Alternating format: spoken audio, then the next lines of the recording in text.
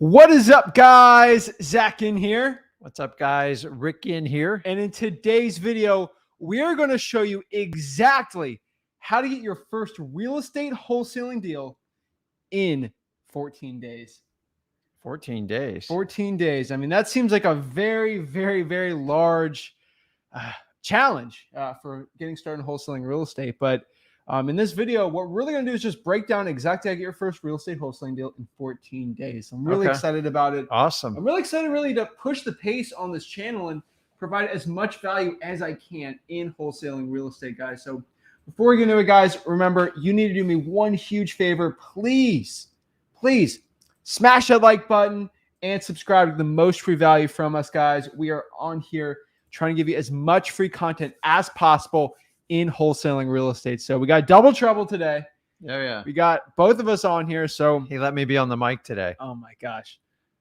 Everyone knows we always Thursdays, Fridays usually it's you and me, but tomorrow we're not going to go way too into it, but we have a huge live just of you, and it's gonna be an insane topic. We'll release it tomorrow, but we're pretty excited, guys. So guys, smash that like button and subscribe, and let's get into it. So getting your first real estate wholesaling deal. I remember when I got my first real estate wholesaling deal. I think you remembered yours. I mean, you never forget it. You never forget it. And the thing about wholesaling real estate is it seems impossible till you do it, right?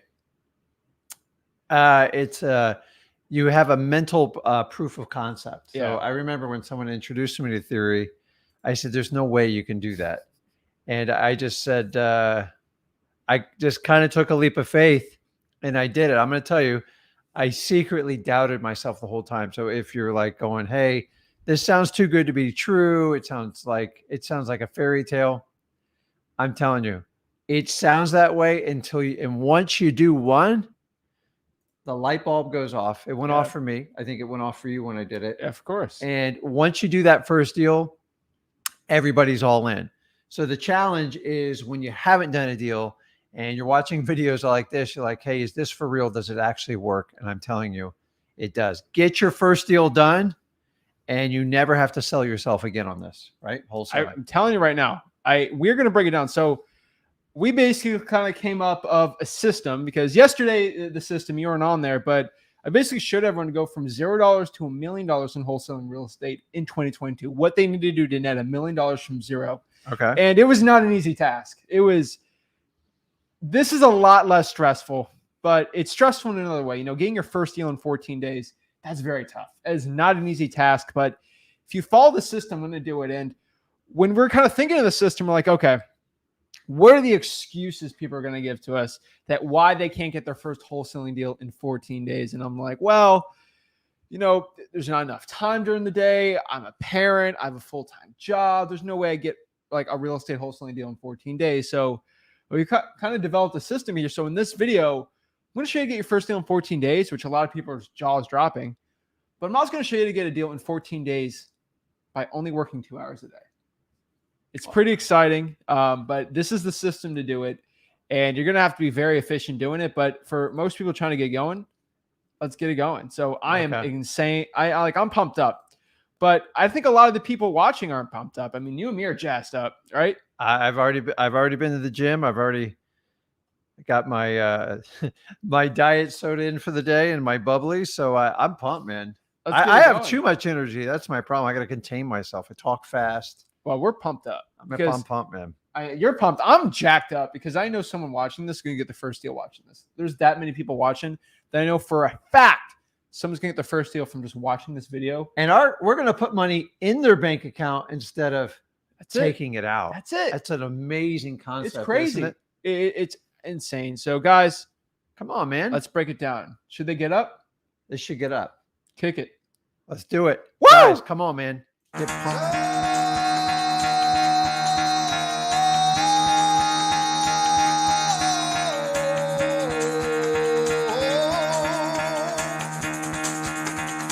Get the fuck out of bed, bitch. Go.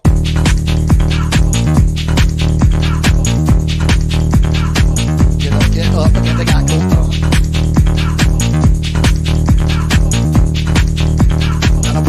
Time to wake up, bitch. Get up.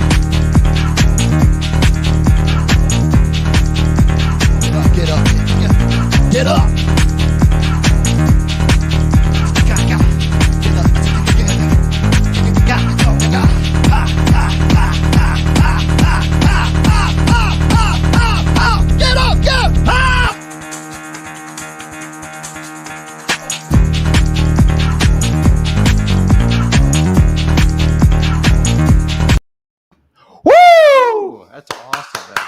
I love Guys, that video. someone's life's going to change watching this video today. So I'm jacked. Like, I'm ready to go. Are you pumped? Yeah, I want to change someone's life, and we're not going to charge you for it either. It's the crazy part of it. It's So crazy. break all right. every barrier down for you. Make it as easy as possible. I'm telling you. Let's pump it up. We got some trolls. The stream went down. The stream ain't down. I'm telling you right now. We're going. We're pumped. Tiffany's Stream pumped. is down. You So guys are funny. getting it. I'm telling you. So let's break it down, guys. Let's go. So 2 hours a day in wholesaling real estate.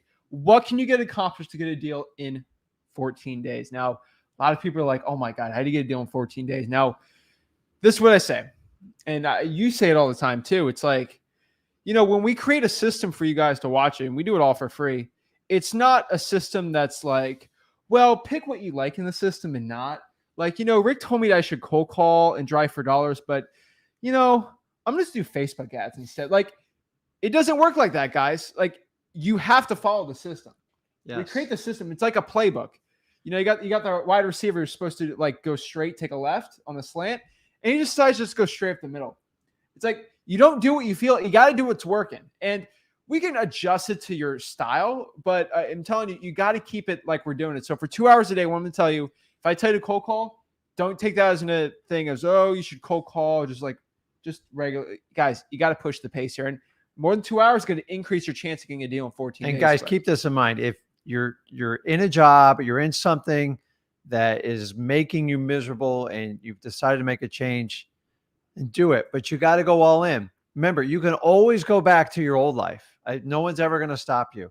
So you got nothing to lose. So you got to put that foot forward. No matter what I tell you or Zach tells you to do, you can always go back to what you know, but you've got to get out. You've got to change the process, and you got to listen. So the goal is to get you to your first deal.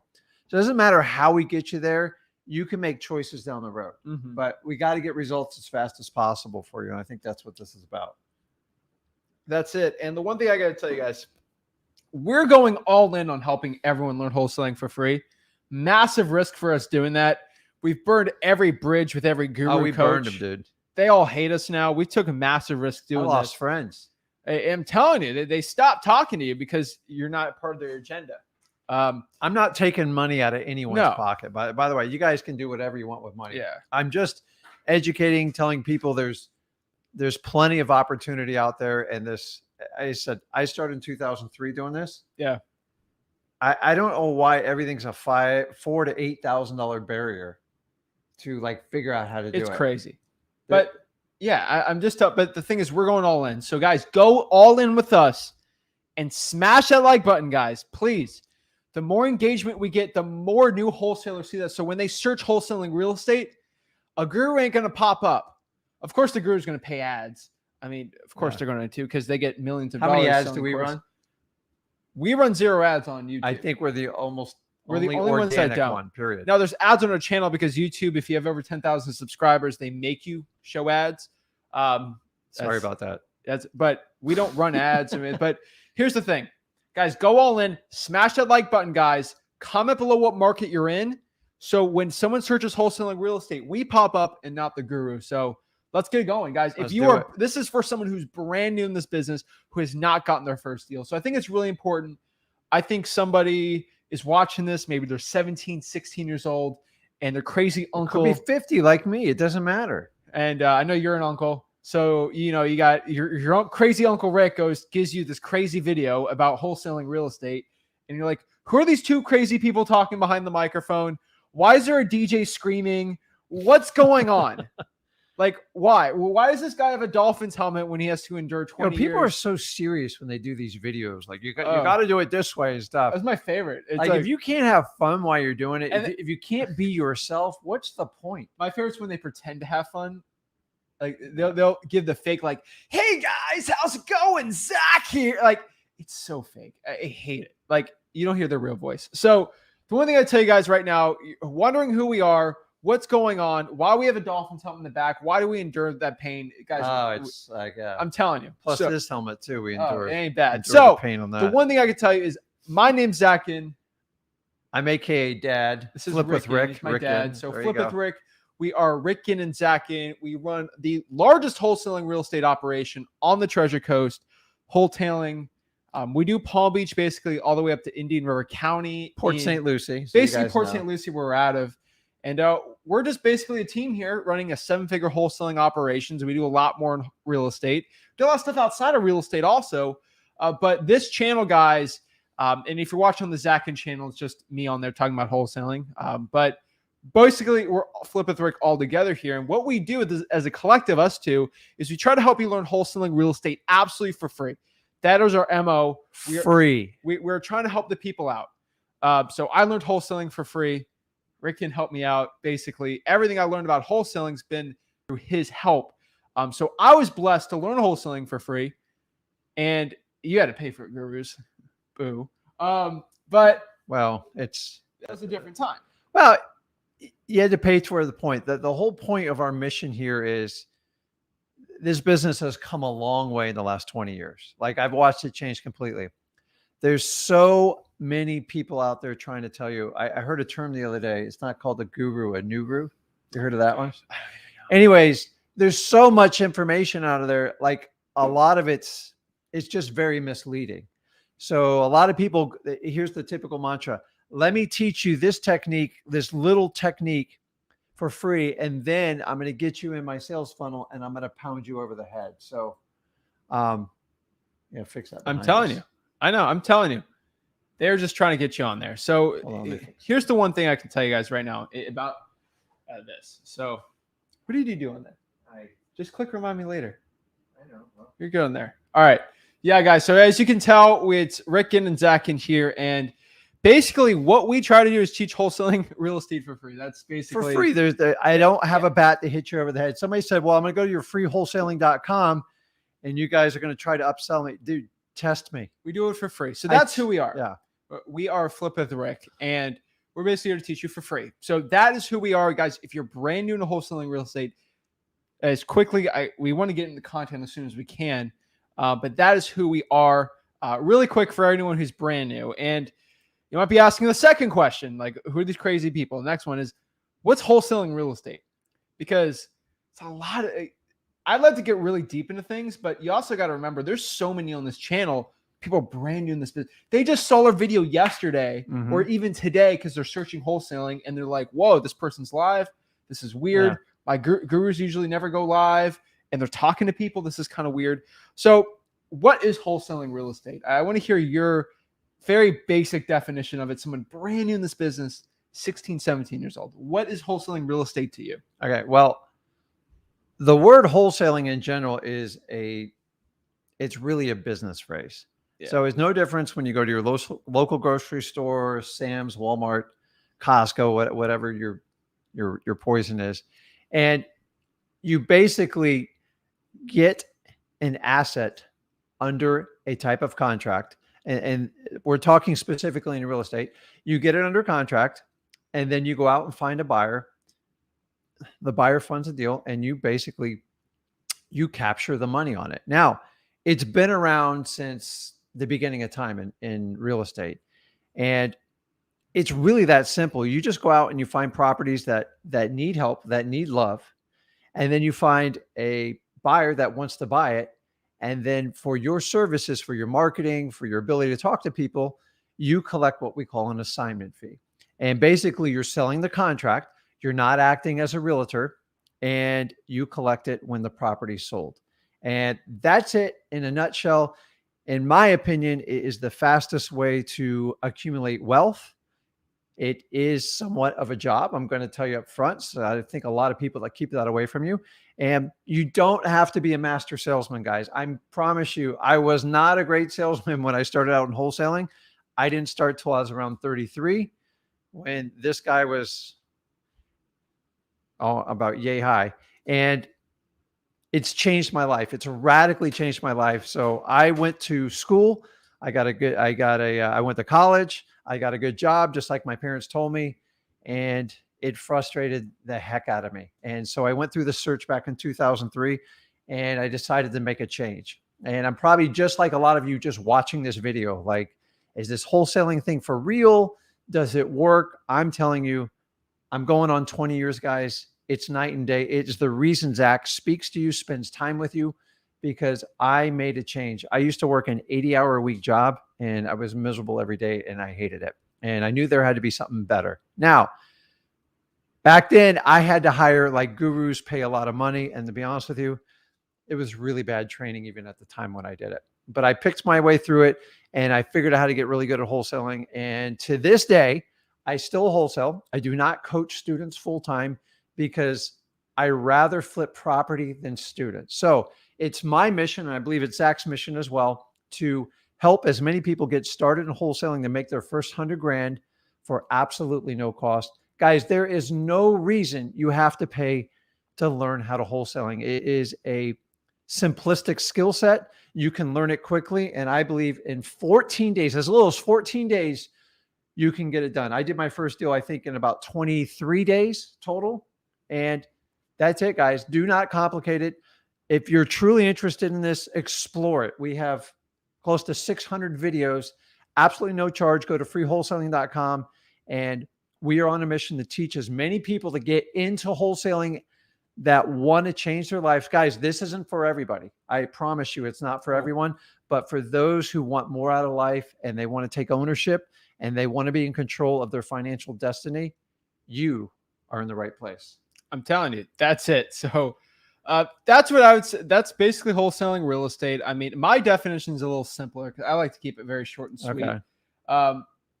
But I mean, the way you describe it's the truth. I mean, that's what it is. The truth. That's what I'm here to tell you the truth. I don't have a fancy terminology. It's been around forever, guys. Like I didn't invent this technique.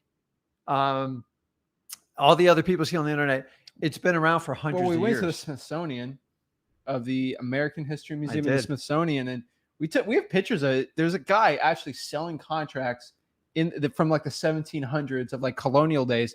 Like it's always happened. It was late 1700s. Late 1700s. And they would, one guy would dominate. So they had little towns. Yeah. And then what he did is he worked with lawyers and judges, and they figured out how to write contracts. And what he was doing is putting them under contract and assigning them. Guys, 200 years ago. So anybody tells you they invented wholesaling or they came up with this agreement or that, it's always been around. And since I've known, if you guys do your research, probably one of the quickest ways to get financially free is through real estate. You cannot deny that fact. Would you agree? I agree. Wholesaling real estate, you're just assigning contracts. Basically, it's arbitrage, one of my favorite words in finance. But what you're doing is you're literally just agreeing on a price for somebody and then selling the price for something else. One thing I could tell you is, let's say I agree. I like to use apples, I guess, because it's easy. I don't know. You decide to sell me an apple for $1. Okay. I like oranges better. Oranges. Let's go with oranges. You're in Florida. We're in Florida. Okay. We don't have apples here. Right, I got to go to the store to get apples. We're going to buy oranges. Okay. You agree to sell your orange for me for $1, right? We write up a contract for $1. I agree. Next week, I'm going to buy this orange from you for $1, right? Okay. I got it. And we got this other person who loves oranges so much. Orange juice. And he's going to make orange juice. And he said, Zach, do you have any oranges? I'm like, yeah, actually, I'll sell you this orange. Like, I'll pay you $2 for that orange. And you're like, okay. And what could I do? I can do two things. I can buy your orange from you and then sell it to the guy for $2 and make $1, right? Mm-hmm. That's how a lot of businesses are, right? So most businesses are. Here's the problem with real estate. Real oranges aren't $1. Oranges are like $200,000. 5 more zeros behind it. Kind of like the orange, we had that piece of paper said we both agreed to buy this orange for $1. I buy it from you for $1. Correct. I just said, hey, Mr. Dude, here's this. I'm going to go give you here. Just buy this. Take that contract for $1. Pay me $1, and you'll get it for $2. You're like, fine. So at the end of the day, I get $1 for just giving that contract to that guy. He agreed to pay me $1 for that. I made $1 from that. That's amazing. I think another cool example is, the house we're dealing with, we're making $80,000 on. Guys, we bought the house for $70,000 and we made $80,000 on the property. People are like, you can't make up money. You can't make that much. Yes, you can. If the property's worth $70,000, we're making $80,000 on it, selling it for like $150,000, $160,000. It's a great deal. So guys, in wholesaling real estate, it's changed my life. I don't want to get too flashy with you. Obviously, I know this is very embarrassing for you, doing the wide angle here on this, because people will figure out we don't have Rolexes. Oh. So I don't think anyone's going to take us seriously anymore. You know, we own property, but not Rolexes. So I guess everyone's going to shut off. I didn't pull my Lamborghini. Yeah. Yeah. I would say anybody who buys like a high-end car and flashes it all over the internet. I mean, I don't know if you want to take advice from that person, because that is the fastest depreciating asset I've ever seen. You're the And worst honestly, person to impress with cars. You don't care about a car. You see a $200,000 car, you're like, there's a $200,000 boat that goes by. You're like, wow. See, the thing is, boats and cars, like night and day, like the cost to like run them. But what I'm getting at is the reason we don't do shiny, flashy, object syndrome is nobody wants to see your Ford F-150. Like, it just doesn't like, oh, I just don't understand why people have to why is a car a status symbol? Mike says this. Zach has this gold chains though. Guys, I've worn these 2 gold chains since I was 13 years old. 13. Since I was 13 years old. And it goes up in value, right? It's an asset. It's probably doubled in value. So listen, that's how I invested in. I'm fine with it. That's why you guys, you know what? I collect real estate. But I don't show off my real estate. It's not sexy. Like you guys, it's not super sexy stuff, but it pays me every month. It grows in value and it grows my wealth. And guys, the real reason why most people start out wholesaling is because you can get in with little to no money, especially if you don't pay a guru. And number 2, it minimizes your risk.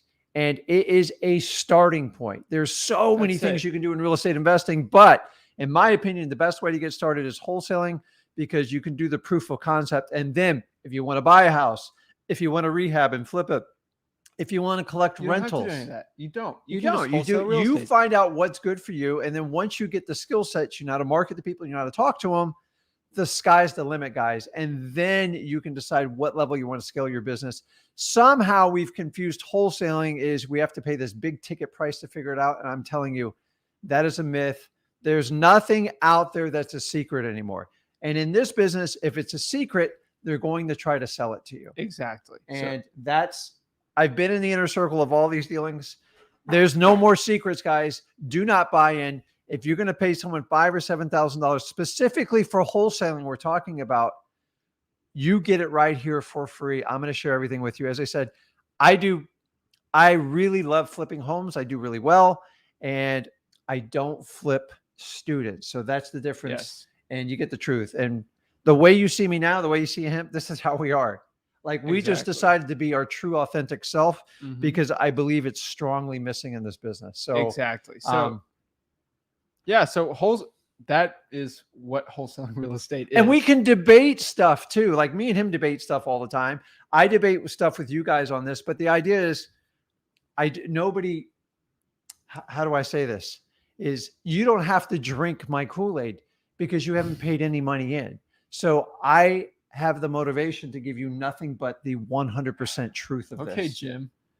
So the thing is, if you pay me $5,000, I'm going to tell you probably what you want to hear just to keep you on long enough to keep your money and get you out of my hair.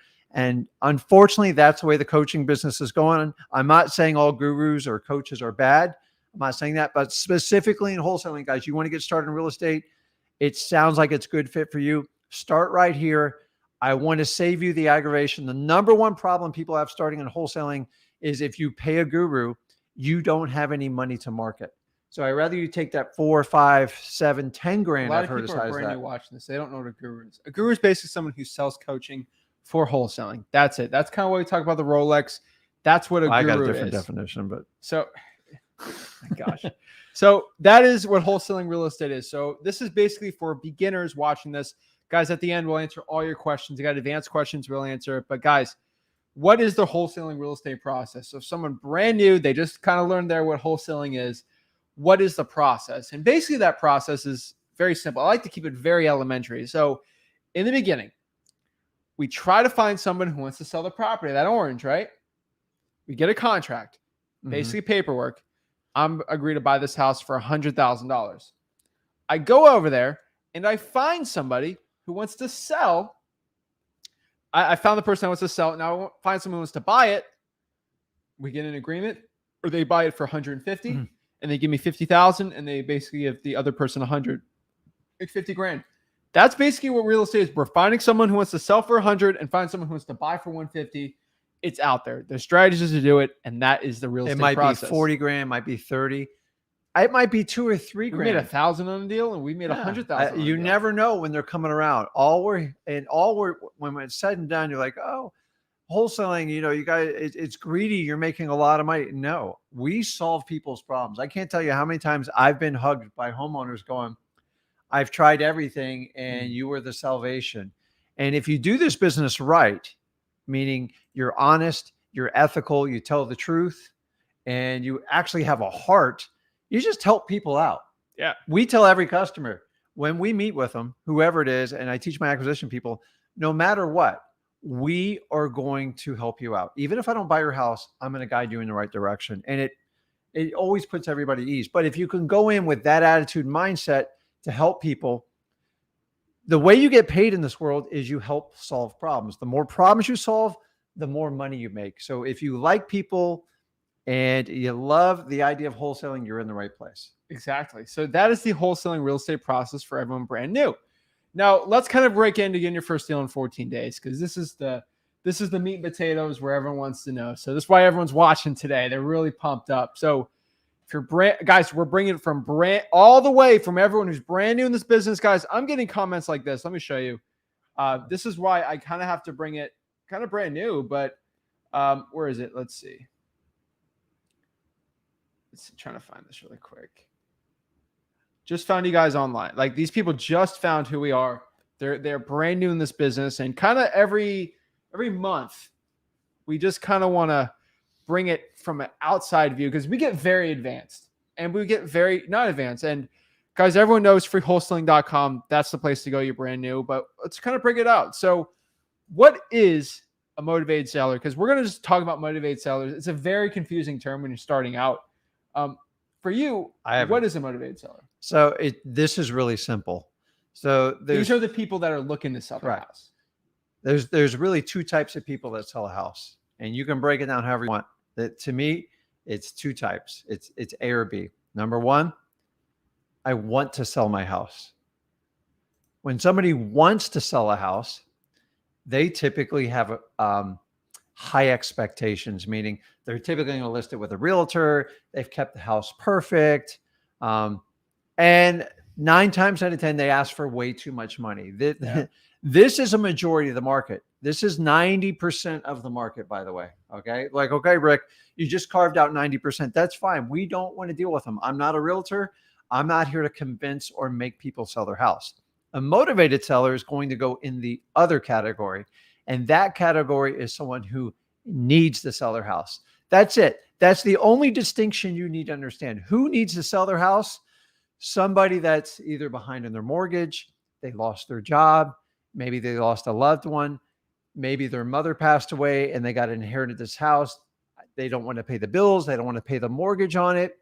Maybe mom needs to bail their son out of jail and they got to put their house up.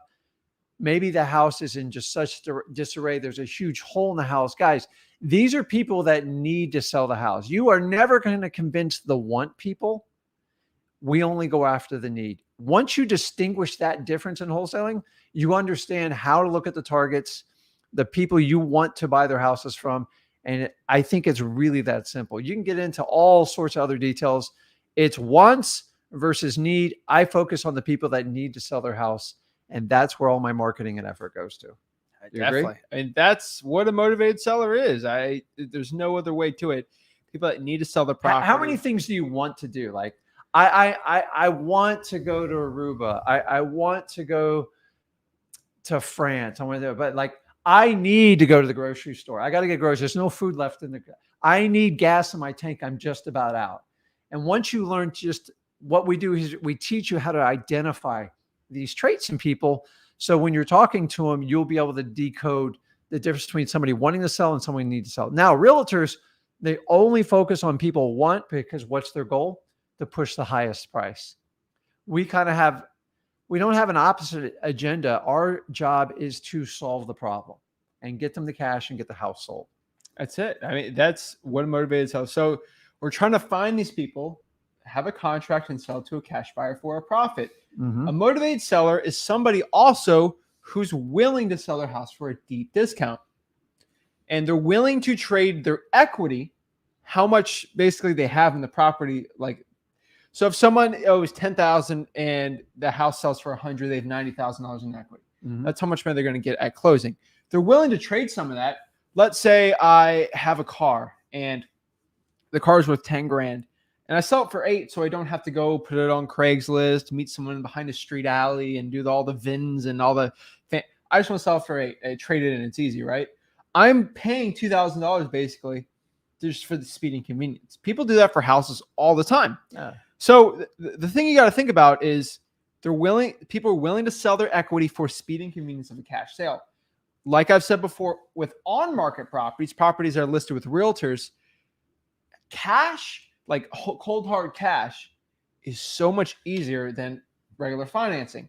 That's why most sellers on the MLS will actually give equity up for the speed and convenience and the certainty of a cash sale on the MLS also.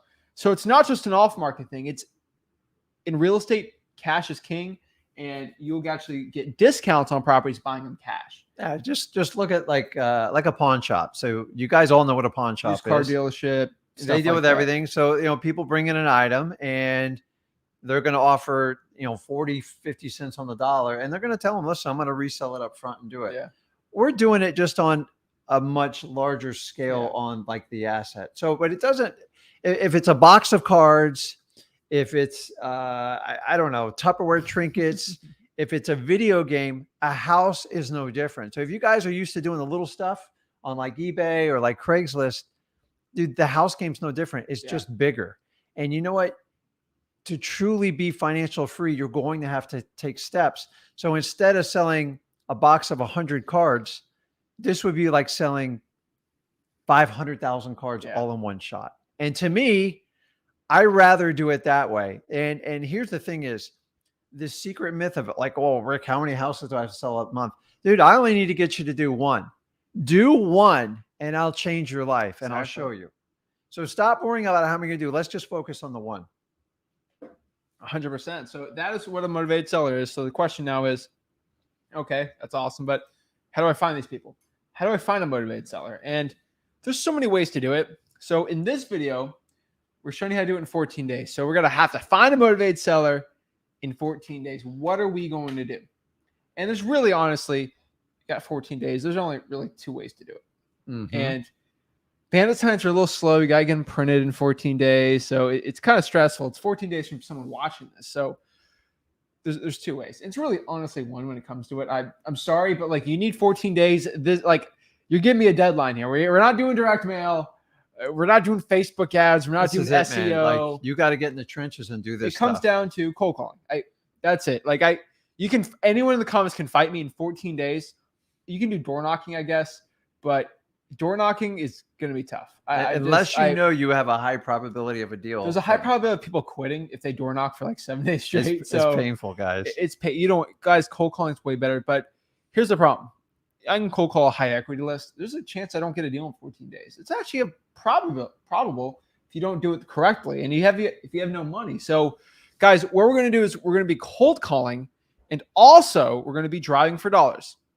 So cold calling basically is the art of just calling somebody randomly who doesn't know you and basically seeing if they're looking. We all love that. Yes. We're seeing if they're interested in selling the property. And the way you open the call, if you do it correctly, which I'm going to show you in this video, where you're going to show it too, you won't sound like a robot. You'll sound like a regular human being and honestly sound like a friend, and they will not hang up on you. And that's pretty cool.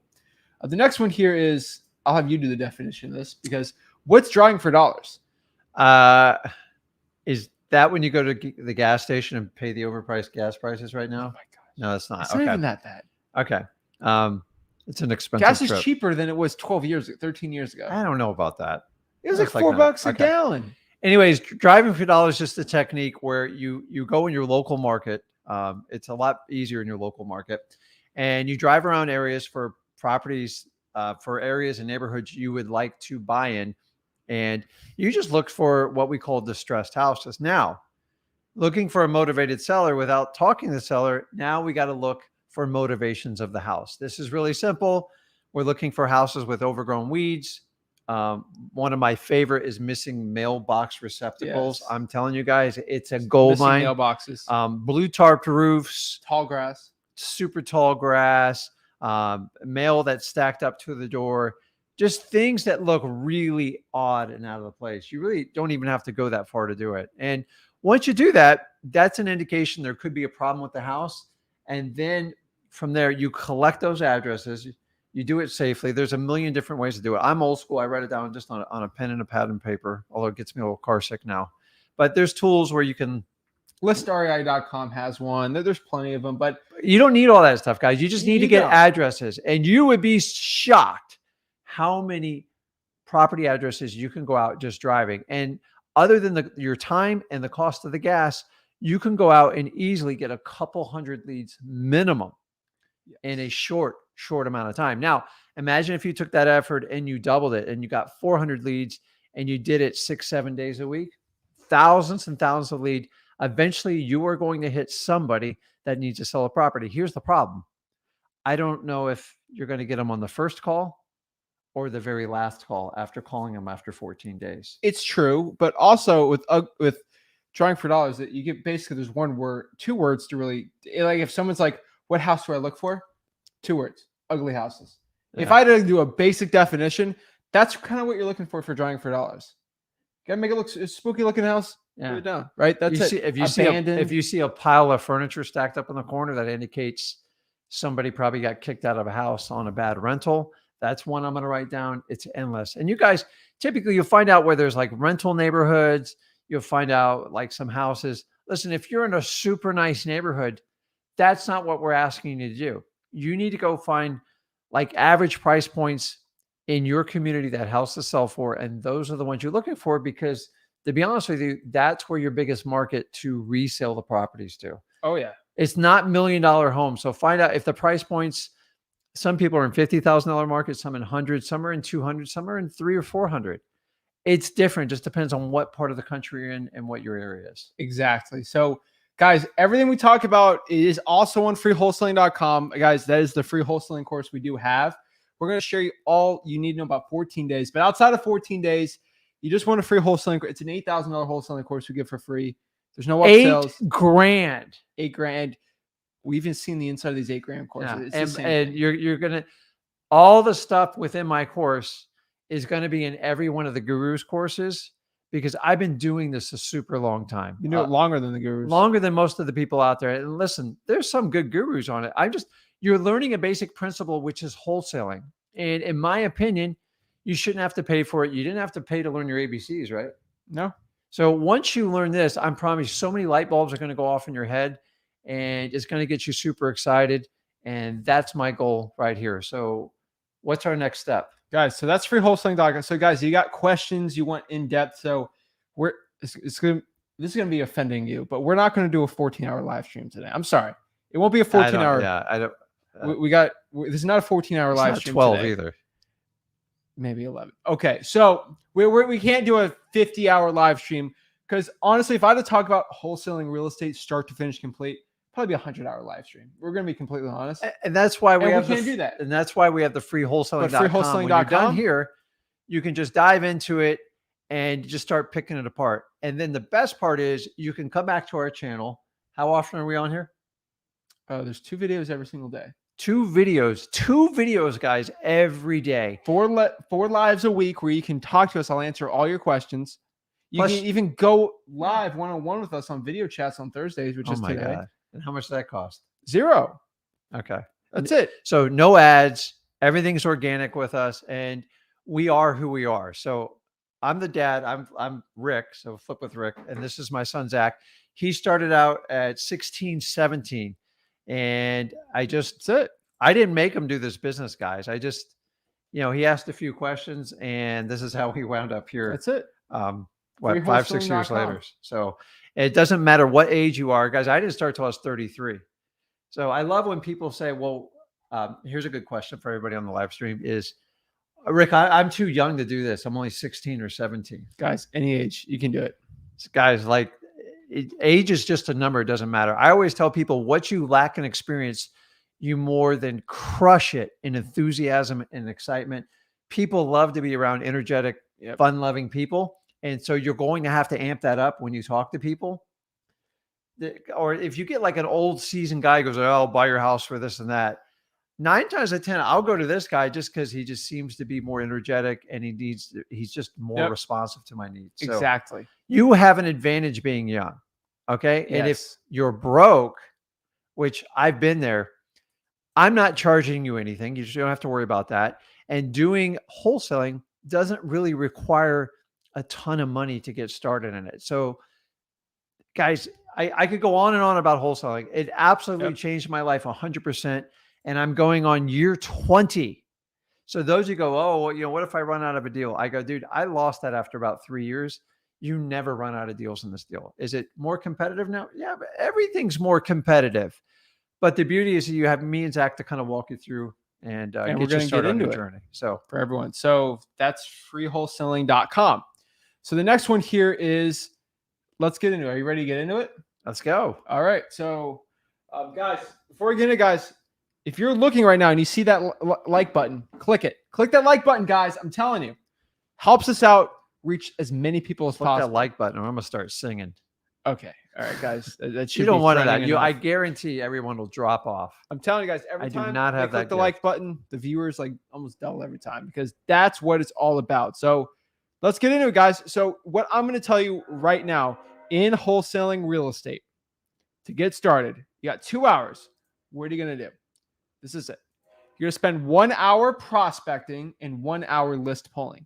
That's it. We're going to spend an hour looking for motivated sellers, and we're going to spend an hour actually pulling lists to actually go after motivated sellers. I think you got to break that down a little bit for them because a lot of people are like, what are you talking about? Why are we skipping? Skipping? Tracing? Well, see, I'm older. So when I was skipping, we used to do like, what was that board game where you hop and skip, whatever. Hopscotch. I used to love to skip as a kid, man. Oh my gosh. It was fun. You ever do that on one leg? It's actually really good for you. Oh, yeah. So, guys, we're going to spend an hour actually going after sellers and an hour pulling lists. So let's kind of break it down on a 7-day week, 2 hours a day for 7 days for basically 2 weeks. And we got 14 days. So Monday through Friday, we're going to spend an hour cold calling. 1 hour, we're going to spend cold calling, okay? First hour, whatever you can work, we're going to do that cold calling. We're going to break down exactly everything, how to cold call everything in this video. Monday through Friday, we are going to be skip tracing and list pulling. If you have no money, truepeoplesearch.com. That's kind of where it's basically how you skip trace. It's all on freewholesaling.com. And then Saturday and Sunday, we're going to use the full 2 hours to go drawing for dollars, basically in the mornings and the evenings. We're in that car, baby, and we're going to go look for properties. Once we find that, we're going to go find the actual owners. Guys, truepeoplesearch.com is actually how you find it. It's the best way to do it. So what we're going to do is call them. And the way you call them where you don't seem like a robot, you don't seem like this crazy person out there, is you basically ask 2 questions. You know, we find the disgusting house. We go True People Search. We put the address in there. And we find the name and we call them, right? Wait. Is this where we put in the slip your credit card in here and we'll tell you how to talk to people? Yeah. This is okay. Go ahead. No secrets, guys. There's no secrets, guys. So this is basically what we're gonna ask. We're gonna ask 2 questions. All right.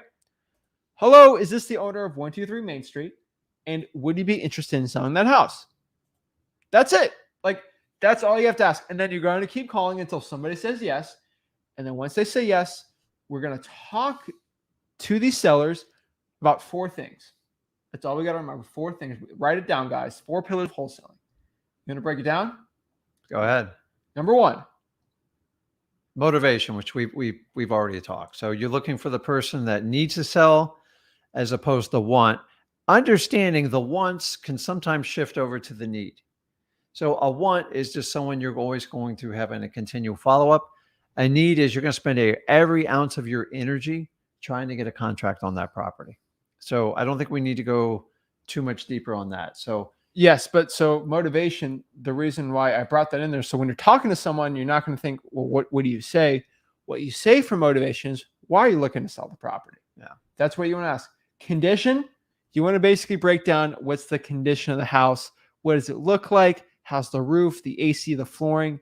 That's really what we're going to go after. Again, we got some comments on here Sam says, what if someone goes on the phone and says, what's your offer? It's a pretty easy one to say. Hey, Sam, I know you understand and you're really eager to get an offer from us. What I want to do is ask some more questions about the property. Have you bought in a car before, Sam? Yes, you have bought in a car before? Me too. Again, I want to test drive the house, kind of like you have to test drive a car before you buy it. So that's why I'm asking you questions. If I'm really serious about buying the house, I'd be asking questions. Going out there and blindly giving an offer over the phone is probably not the best thing to do, kind of like a car. That's how you shut it off. Sam, it's just a technique. And by the way, this is all in our free course free on freewholesaling.com. It's about you taking control of the conversation without them kind of really knowing it. So, That's it. I mean, Sam, have you ever had someone where like you get in a conversation, you ever try to tell someone a story and they just go, well, where was it? What day was it? How much did you pay for it? And sometimes you got to go, listen, hey, Zach, listen, I enjoy you. I enjoy it. And I'm trying to help you out. If you just let me finish the conversation, we'll be able to answer all these questions in one shot. That's all you're simply doing. It's not like a crazy technique, but if you sit there and start going and answering question by when they start drilling you the question, remember, you cold called them. So you've got to win them over and you got to get past it. I agree with you. A lot of people will go, hey, what's your offer? And Zach had the perfect response to it. So what you have to do is go, listen, I'm glad you asked that question. And you turn around and rephrase the question to get more information on their motivation and the condition of the property. That's what it's all about. So that's kind of what we go after. So next is time frame. Basic time frame is when you're looking to sell the property. Is this within a week, 2 weeks, a month, 2 months? Why is that important? It's really understanding of their motivation. If someone's motivated, they want to sell within probably 2 to 3 months at like most, right? Yeah, but it helps you confirm their conviction on a want versus a need. And so sometimes people will tell you stuff, and when you go to ask questions, the story doesn't add up. Yeah. This will help you verify to make sure you're not spending time with complete tire kickers or people who are going to waste your time. You can't always protect all your time, but a majority of the time is if somebody's ready to sell, we want to focus on the people that are ready to sell now.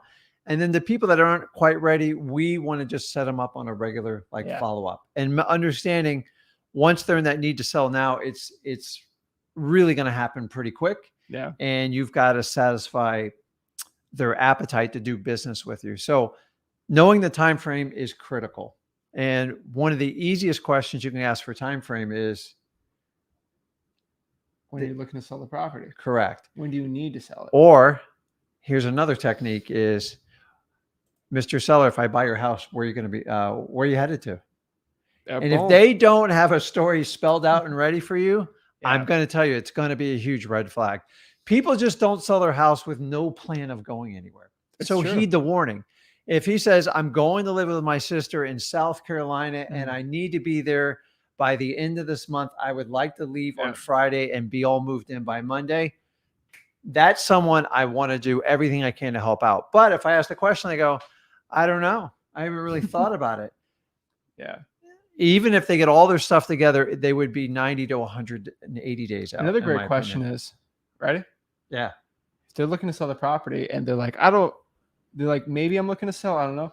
You ask them, and you've said this too, is, okay, well, were you thinking about selling the house before I called you? They say no, then it's not a good deal. Yeah. So you guys, everybody on this stream has moved at some point. It is a huge, monumental task. Yeah. They say moving is one of I think it's in the top 2 or 3 most stressful actions a human being can take. And I can tell you, it is stressful. Even though you think you're completely prepared for it, it's a hot day, it could be raining. The movers can damage your stuff. Yeah. Or better yet, when I was younger, I used to move all my stuff. It's just it's a lot of work, man. You lose friends over it. You got to get your internet back up. Oh my gosh. Hopefully you lose the cable, lose the TV on the deal. And it is a very, very stressful decision. So most people don't take it lightly. They have a plan. So to me, I just look for the clues in the story to see if their motivation adds up to the story. And so now, we've gone over the homeowner's motivation. We talked about condition of the property a little bit, time frame, and the last time frame is the least important one. because we Correct. can always change it, which is price. Yeah. So guys, here's a little secret. When they throw a price up front with you, don't freak out. No. Honestly, I don't care. Like, I know I'm never going to pay that, and it doesn't matter. So a lot of people get razzled when they throw out, well, 200,000, I can't take anything less. It's great. Just turn the question around and keep probing to qualify the seller. Yeah. Don't go instantly into the negotiation right there. You need as much ammo as you humanly possibly can to help people out. So if they shoot out, well, Rick, I need $200,000. Well, that's great. I don't even know if that price works. Do you mind if I ask you a few more questions about the house to see if I can help you on it? They go, oh yeah, absolutely, sure. So the other way, if you go the other way, is like 200,000. Go, no, I could never pay you more than 150 for it. I couldn't do it. You're done. You have to start the entire conversation over. So at freewholesaling.com, we teach you how to frame your conversations, to actually have a conversation and help people solve a problem. And I'm going to teach you how to throw every white elephant out in the room. I teach you, like, hey, have you talked to a realtor about listing the house? I already know what the answer is, especially if the house is beat up. Like, no, I don't want to do that. I already know the answers. I'm just trying to bring out what the real issue is on the house. And it's really as simple as that. You got anything to add to that? I mean, the price is, I've always said this a million times. I think a lot of people watching the live streams lately have been hearing me just ramble about it. But out of the 4 pillars of wholesaling, 3 of them you can't change and 1 you can. You can change the price. You can't change someone's motivation. You can't change the condition or really the time frame, but you can change the price. So you should be focusing very hard on the 3 to understand, because you can't change that. The price, it doesn't even matter half the time. If the motivation's there, you can change it. Correct. And guys, listen, I'm not comparing myself to like a real estate agent, but a good real estate agent tries to go through and find out what people's motivation, how soon do they want to sell the house, how much do they want to push the price. But there are a lot of realtors that just give them the price. Yeah. Like, oh, okay, we'll list it for $300,000. And people who just talk about price, it's an empty conversation, because price is just the end result. If you grab all the data and you try to help them out, you should come to a price that should work for both of you. And by the way, price isn't one person wins and the other loses. It's not. It truly has to be a win-win. If somebody wants $1 million and the house is only worth $100,000, that's only good for them. It's not good for the other party involved. So remember, we're here to solve a problem. Price, if you get into the price banner and negotiations before you have the ability to get all the data, you are going to lose. It's like being handed a pile of cards. You can't change the deck or anything. And then you just got to play poker with someone right across from you with like, That's it. no information. You haven't even had time to look at their poker face. Yeah. So That's price. So this next step here is to meet with the seller and set the appointment. We're cold calling the list. We're going from there. So a lot of people ask me, Zach, what kind of list should I be going after? Drawing for dollars should be your number 1 priority of a list. But outside of that, if we got to do it, we'll do the government list. And we don't get too complicated when you're trying to get your first deal. Guys, freewholesaling.com has everything on there. But not to get too complicated, it's just, let me pop it up so everyone knows what website I'm talking about. It basically shows you how to pull lists. I'd stick to government lists. These are probates, people who unfortunately passed away, code violations, fire damage properties, and water shutoff lists. any Guys, type of court appointed lead, meaning or from the government, like a water shutoff. They're all really good lists. But the thing I can tell you when it comes to finding the government list is those are other good lists to cold call if you have more time to be going after everything. But we're going to meet with the seller and set the appointment. So do we physically meet with them, or are we doing everything over the phone? We meet them in person. Like if you want to get a deal in 14 days and you're a good market, you have to meet them. And guys, I want you to understand this. In a perfect world, we could do everything on our phone and sit behind a desk in our pajamas. Exactly. You'll get deals doing that. You're never going to get close to the deals me and Zach do. Because when you get belly to belly in front of somebody, understanding that almost 70% of your negotiating ability or the clues to people's motivation are physical. Eyes. Do they look up? Are they smiling? What's their inflection of the tone? Are they sloped down? Are they crying? Are they upset? Unless you're really good, it's hard to pick up a lot of that stuff on the phone. So it's Yeah. there's so many ninja techniques. But when you see, guys, let me tell you what. If you wanted to break up with your boyfriend or girlfriend or something, do you think it's harder to do it in person or over the phone, or worse, text?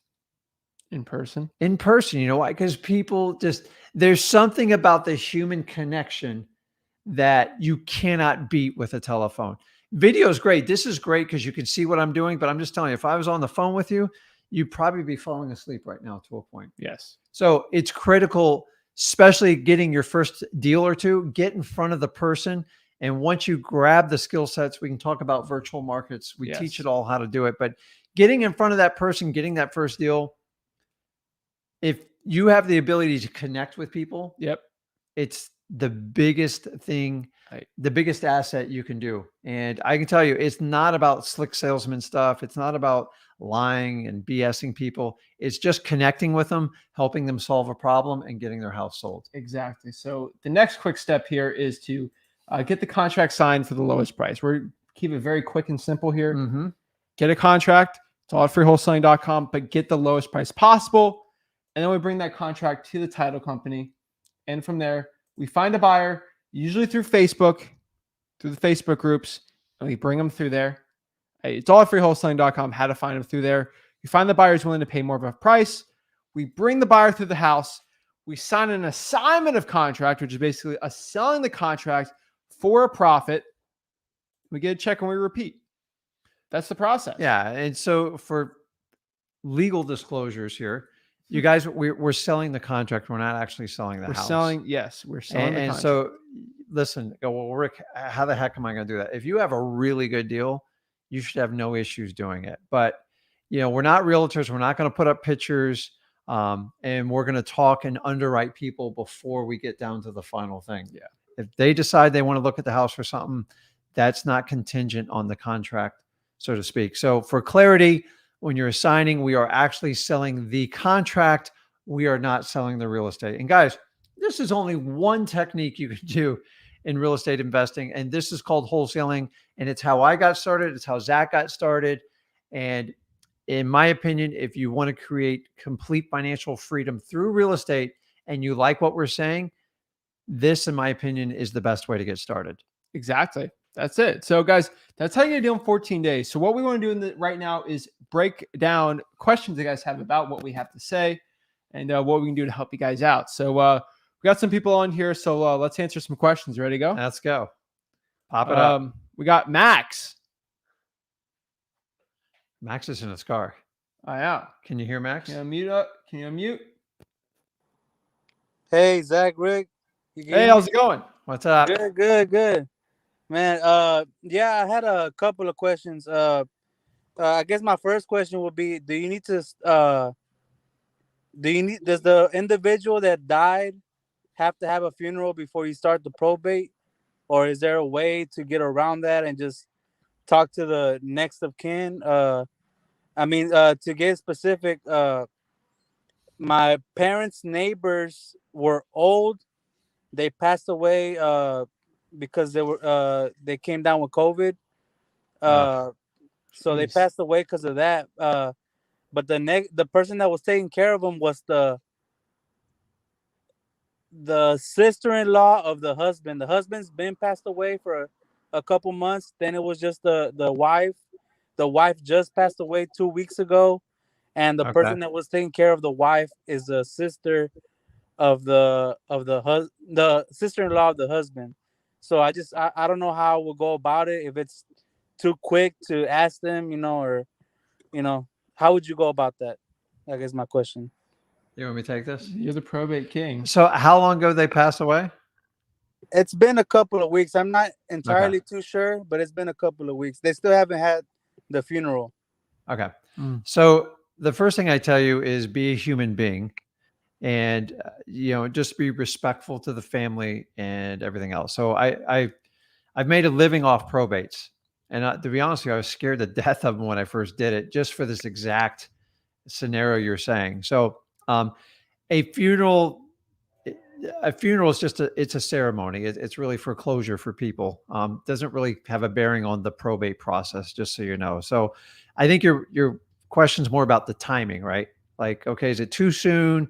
But if I wait too long, someone else might get the deal. That's probably where you're going with this. Well, I understand, and also I don't want to be, the person that doesn't care about people. Yeah. That's far What from market what are you I'm in? trying to get across. It's just, I think from what they told me, and I haven't talked to the people that are in the house right now, which is the sister-in-law and the husband of Uh-huh. the sister-in-law. So I haven't talked to them, but my parents have, and from what they're telling me is, and again, I'm just going off of what they're telling me. From what they're telling me is that they said that they're waiting for the death certificate or something like that to come back, Yeah. and so they know where the property is going, where all their stuff is going, So stuff like that. what state are you in? I'm in Texas. Okay.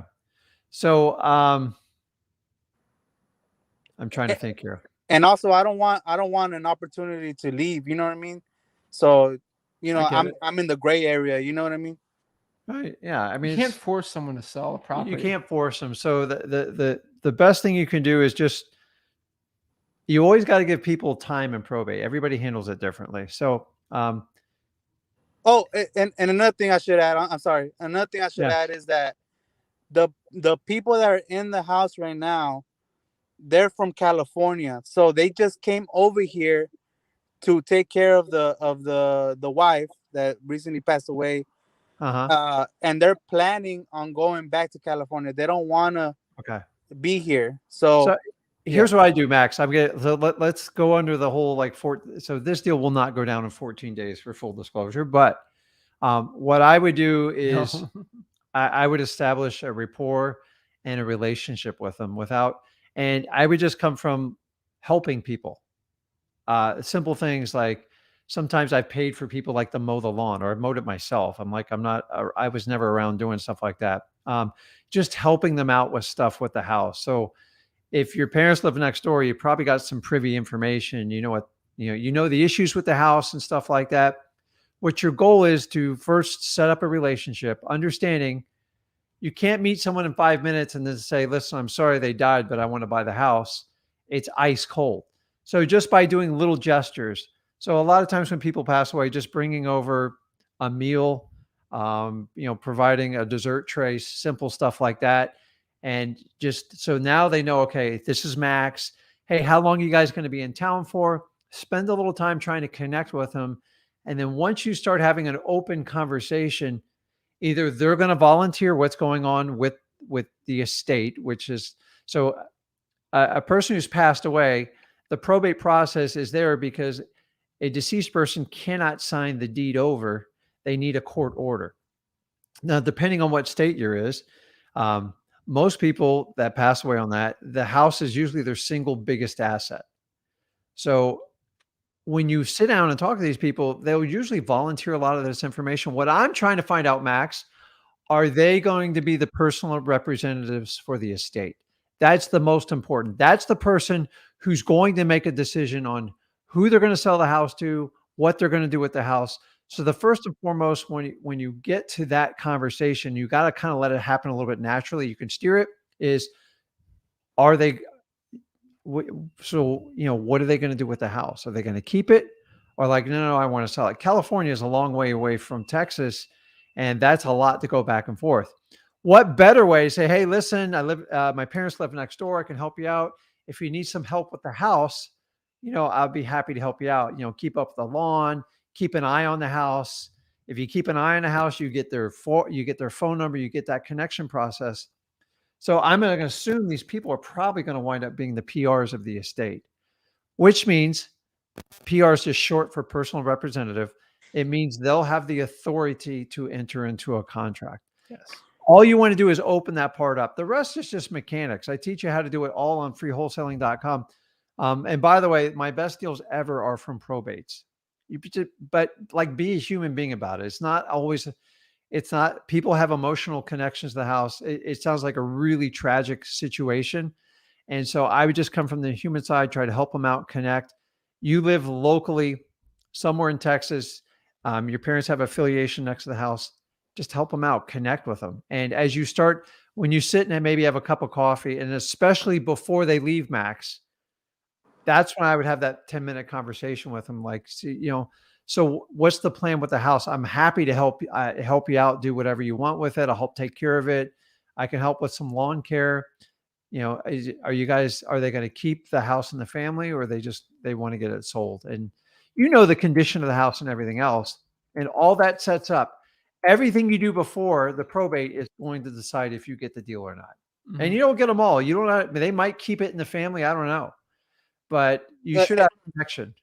Yeah. And sorry. And that's another thing I should add is that these people, which is, like I said, the husband's passed away. It's already been, I think, maybe 6 months since the husband passed away. Unfortunately, that's the person that's in the house right now that's taking care of their estate is the husband's sister-in-law. So they're not really, I mean, they are family. I guess that's the only family they have because they don't have kids. They don't have Max, if they're there, they're probably the people that are responsible for them. So when someone dies, especially in a probate, and then you see somebody show up in the house, 9 times out of 10, that's the responsible party. Yeah. That's going to be in charge of a liquidating estate. So my odds are they're going to have the greatest influence of who that house is sold to. Your job is to get in there, connect with them, however you have to do it. Just do it naturally when people die. Talk about your parents. Hey, we're next door. So you actually have a foot in. You just got to build a rapport with them. And then before they leave, that should allow you to open up a conversation. Go, listen, I can help you out with the house. And then when they start going, well, we're thinking about buying, we're thinking about selling it. Or they always say this to me, I'm thinking about listing it with the realtor. Well, good news is I buy houses just like this. And I've been dying to have a house. Dying is not a good word. Oh, I would love to have a house next to my parents. yeah. Okay. Listen, that is the truth. It's not a lie. Why not? Why not? You deserve a house next to your parents. If you want to sell it or keep it, that's completely up to you. Yeah. I mean, personally, I wouldn't want a house next to my parents, but everyone's No. But you could have a house that you can flip and sell, and then you can pick your neighbors. You can pick your parents' neighbors out. Although now, if your parents ever did you wrong, you can kind of put them on the. No, my parents never did, and that is a thought that I had is because I do fix and flip. Okay. I'm barely trying to get into the wholesale game because I'm trying to acquire more properties. And by the way, I love y'all's program. Okay, appreciate it. I just started it, I think a week ago. Haven't had that much time. I've gone through the first 5-6 videos already. Okay. But yeah, that's a part from the point. But yeah, they've already built up a great rapport. They were great neighbors to them. They helped her out in her time of need. Even before that, and my family would do their yard as well. And there you go. So the only thing is that I don't want to just. I didn't really have rapport with them. I don't want to just show up and be like, "Hey, I'm here," just out of nowhere, and I would go over. So here's what I do, Max. I would, next time you're over your parents, I would go over there, introduce yourself, offer your condolences. It's a natural human thing to do. Maybe just like have your mom or someone bake them a dessert, which she probably already has, and then just introduce yourself. And then the first one, you never try to take it down in one shot.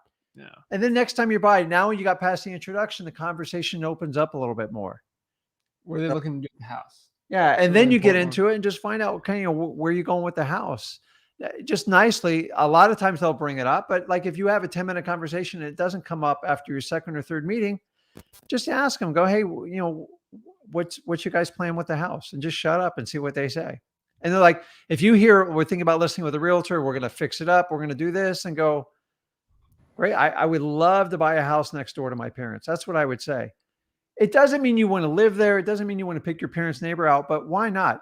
Buying a house next to your parents is just as good as buying a house 10 miles away. So it's not a lie, it's the truth. Why not? You can control it. And honestly, you fix that. Someone eventually, either it's you or if you wind up wholesaling the contract, someone's going to probably get that house up to perfect condition. And you know what that's going to do? It improves your parents' value. It's a win-win for everybody involved. You just got to go ahead and start that rapport. So the scariest thing is going up, talking to people you don't know. I think you're okay with it, Max, because you actually, if your parents live next door, it would be a really awkward conversation to go up and knock on the door, in my opinion. But you have that connection. Just take advantage of it. Once you get, guys, the whole point is sometimes you got to get a little bit uncomfortable to get what you want in life. Just have those connections. Now, I tell you, I've had hundreds like that. A lot of them, I've had doors slammed on me. I've had it go both ways. But I've also had people like, thank God if you could solve this problem for me, it'd take a lot off my shoulders before I go back to California. There's any way we can figure this out. And by the way, you do not need to wait till the very end of a probate process to buy a property. That's what realtors do. We don't. You can enter into an agreement while they're going through the process, which locks your deal up. And if it takes a month or two and you have to wait, it's fine. A judge enters into an order. They liquidate the asset because there's bills on it, and your problem solved, and that's how you get paid. So go through freewholesaling.com. I go through the whole thing on there. And dude, just go up there and talk to them. Just be a human being. You're fine. You have a natural connection with your parents next door. I would utilize it. And then on your second and third conversation, get into the house. And if they don't bring it up, you're just going to have to nudge your way into it. Ask nicely. What are the plans with the house? Okay. Yeah. They're going to tell you, I'm going to list it. We're going to fix it up. We're going to keep it, or we just want to sell it as is. Either one of those four involves you. Yeah. Hey, I've even told them I work with local realtors. I can look at some values for you and see where the conversation goes with that. But you got to get that rapport and that connection. And the longer that you wait, the more you're at risk, because you'd be surprised how many people go up, knock on the door, and make stuff happen. So exactly. Yeah, that was my goal, was to buy it and flip it. And if the numbers don't work, wholesale the deal. I was going to present them with a cash offer. And if they don't want to take the cash offer, my wife is a realtor. She can sell it top dollar. So, go in there like an old technique I used to go in the meetings like this, and I bring my wife with me. So if it went to the investor side, she would support me. If they were dead set on the realtor side, I would just support her. Mm-hmm. And it's like a win-win. So just get in there, do it, have the conversation. And honestly, you're going in with a big heart to help them out. Okay. Period. And don't bring any paperwork, by the way. Never bring paperwork when you deal with them probates. Just go have a conversation with them. And when it comes time to do the paperwork, ask for permission, get it out of your car. So how far away are you from your parents' house? 30 minutes around there. Get to driving, buddy. I'm telling you, it's the connections like this is what you like. We go through all the lists and all the hunting and the skip tracing. You have one right in front of you. So like, just work your rapport. I think you'll do fine. Okay. And just one last thing before I go. Like I said, I love y'all's program. Yeah. And I really appreciate that y'all are giving this stuff out for free. Actually, before I started y'all's program, I followed this other wholesaling guru, air quotes guru. She charged us she charged everybody differently. She charged me $150, which isn't a lot. And I really didn't pay no mind to it, but she charges $150 to take this master class and all this other stuff. Yeah. And come to find out, she scammed all of us. Yeah. So it was a scam. So it was about, I think, 60 something people in that class, and I brought them all to you. So and they're all appreciate it, Max. They're all appreciating everything that you have to give, and just thank you. Yeah, thank you so much. No, you're on the right path. So do me a favor, get over there as soon as you can and just connect with them and report back to us. And I'm telling you guys, if those guys, probate is just a process of selling a property of a deceased person. They are the most profitable deals because they're ones a lot of people just want to get rid of and move on with their life. If you guys ever gone through death, it sucks. There's no other word away. And a lot of people just can't walk back in the house. There's an emotional connection. And this is an example of how wholesaling works. And keep in mind, so you start out fix and flipping. So we need to reverse Max back to wholesaling, because once he learns how to do the transactions, and then you can just cherry pick whichever ones you want to fix and flip here and there. You don't want to fix them all up because you wind up in the construction business, which is brutal, tough. Yeah, that's it. Last thing, Max, was since your wife's a realtor, you can make it easy. I think you go into the real, you talk to them and say, hey, I'm just here to help you sell the house no matter what. If it means listing it, if it means me buying it cash, whatever it is, I just want to help you sell the house. Even if I don't make money on it, I just want to help you get it sold. I'm here to help you out. Everybody we go in and go, I'll help you out. I can't tell you how many times I've listed people's house. I didn't get a dime from it. But like, I know when people need to list their house or they don't. If someone wants the listing, it's not a good wholesaling deal. So it's good you know that. I always push for probates. I push for everything. You should list this house with the realtor. And hey, do you list it? Your wife gets commission. That's great. But for most of them, they're like, hey, I don't want to deal with all this. Can we do the cash sale?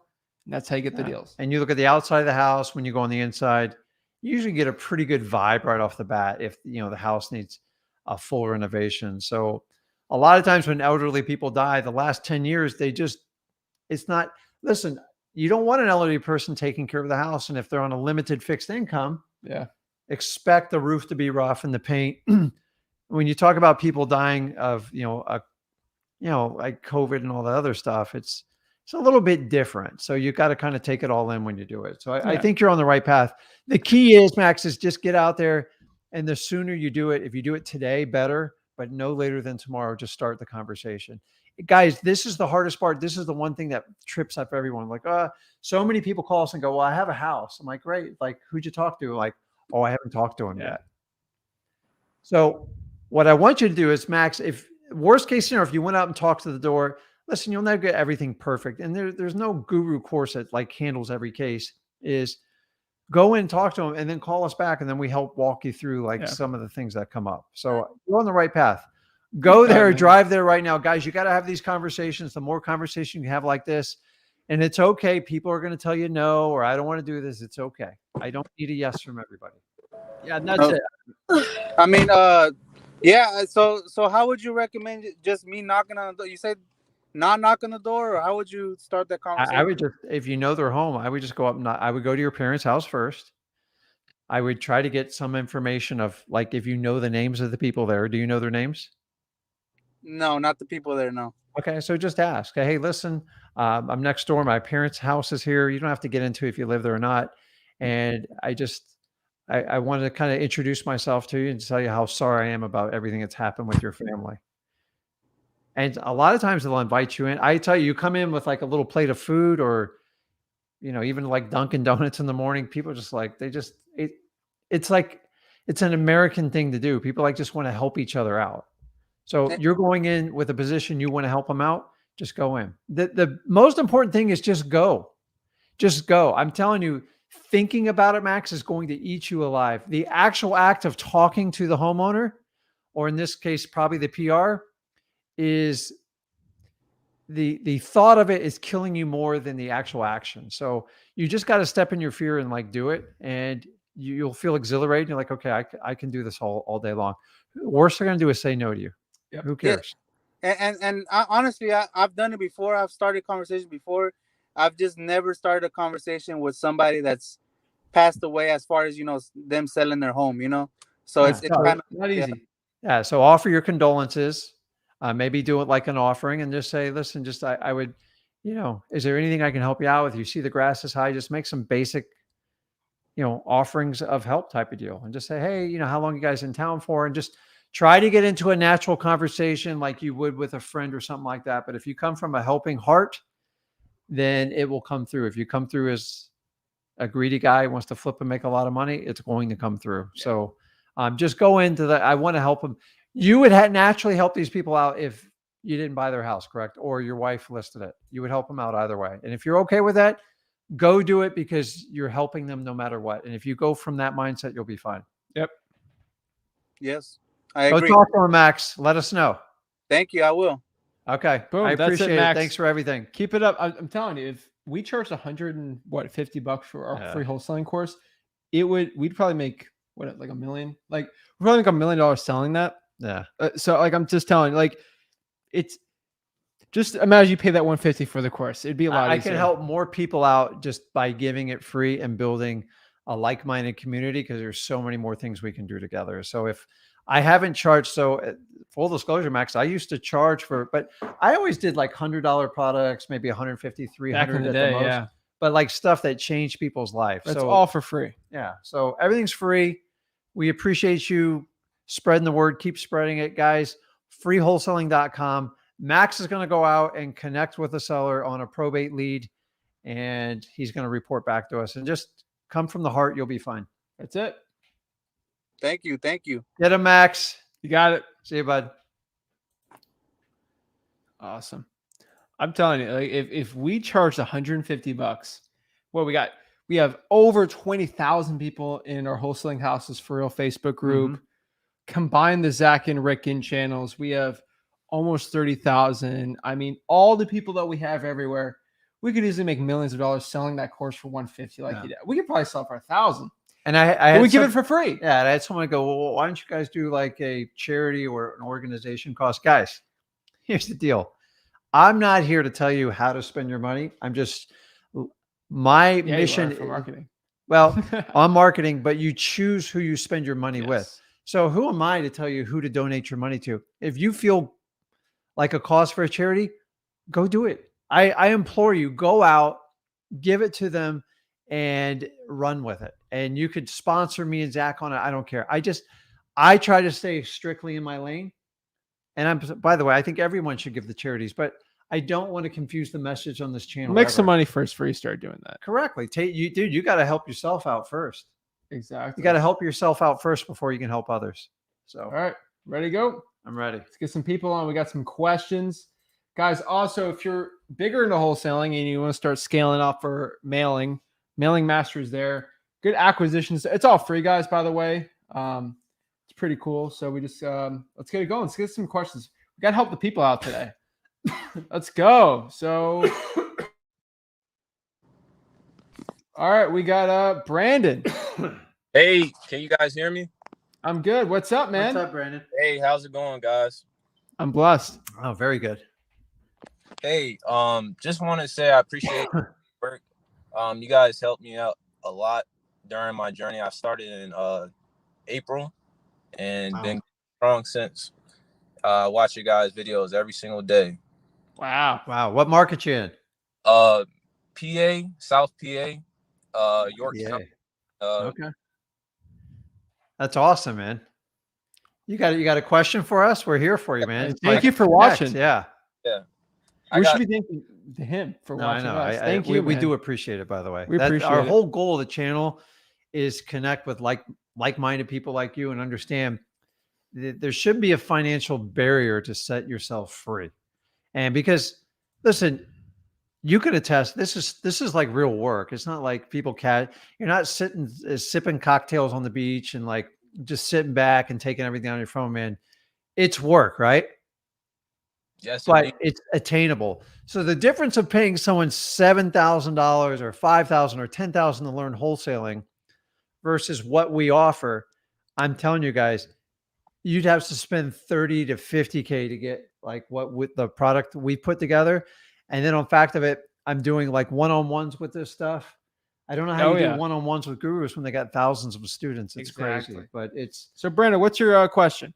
Yeah. So I got two questions. So the first one, how do you guys know before going to a cash buyer, if you have a contract that's a deal? Like, you know, the numbers make sense for the cash buyer and for the seller and for you, you know, three parties. How do you guys know in your mind that it's a deal? Because I've gone to multiple cash buyers and they've rejected the deals that I've presented them multiple times.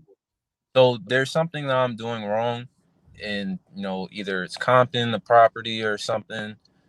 Like I know that I'm doing something wrong when it's coming to the numbers. You know. Okay. You want to take it or? Yeah, I'll take it real quick and have Go you ahead. talk about it. But either you're not going. Have you done a wholesaling deal yet? No, I haven't. Okay. So the one thing that happens when you get the wholesaling deal is, first of all, you kind of have a baseline. You know, your cash buyer's paying this, so it's most likely you're comping. I would say a lot of people have too high of ARVs. They go like way too crazy on it. I'd like to just reverse engineer it and see how much the cash buyers were willing to pay. That's probably number one. The second thing is, if a cash buyer says no, I will not buy this deal, ask them, hey, what's the highest and best offer you can give? And they'll say, well, really, I'm at like 160 on it. Then you're like, okay, well, my buyer's willing to pay 160. They probably want a 15, maybe 18% discount. And it's kind of reverse engineer from there. I want you to ask your buyers how much they're willing to buy it for. Say, oh, you're rejecting it. Can you tell me why you're rejecting it? What numbers did you find on it?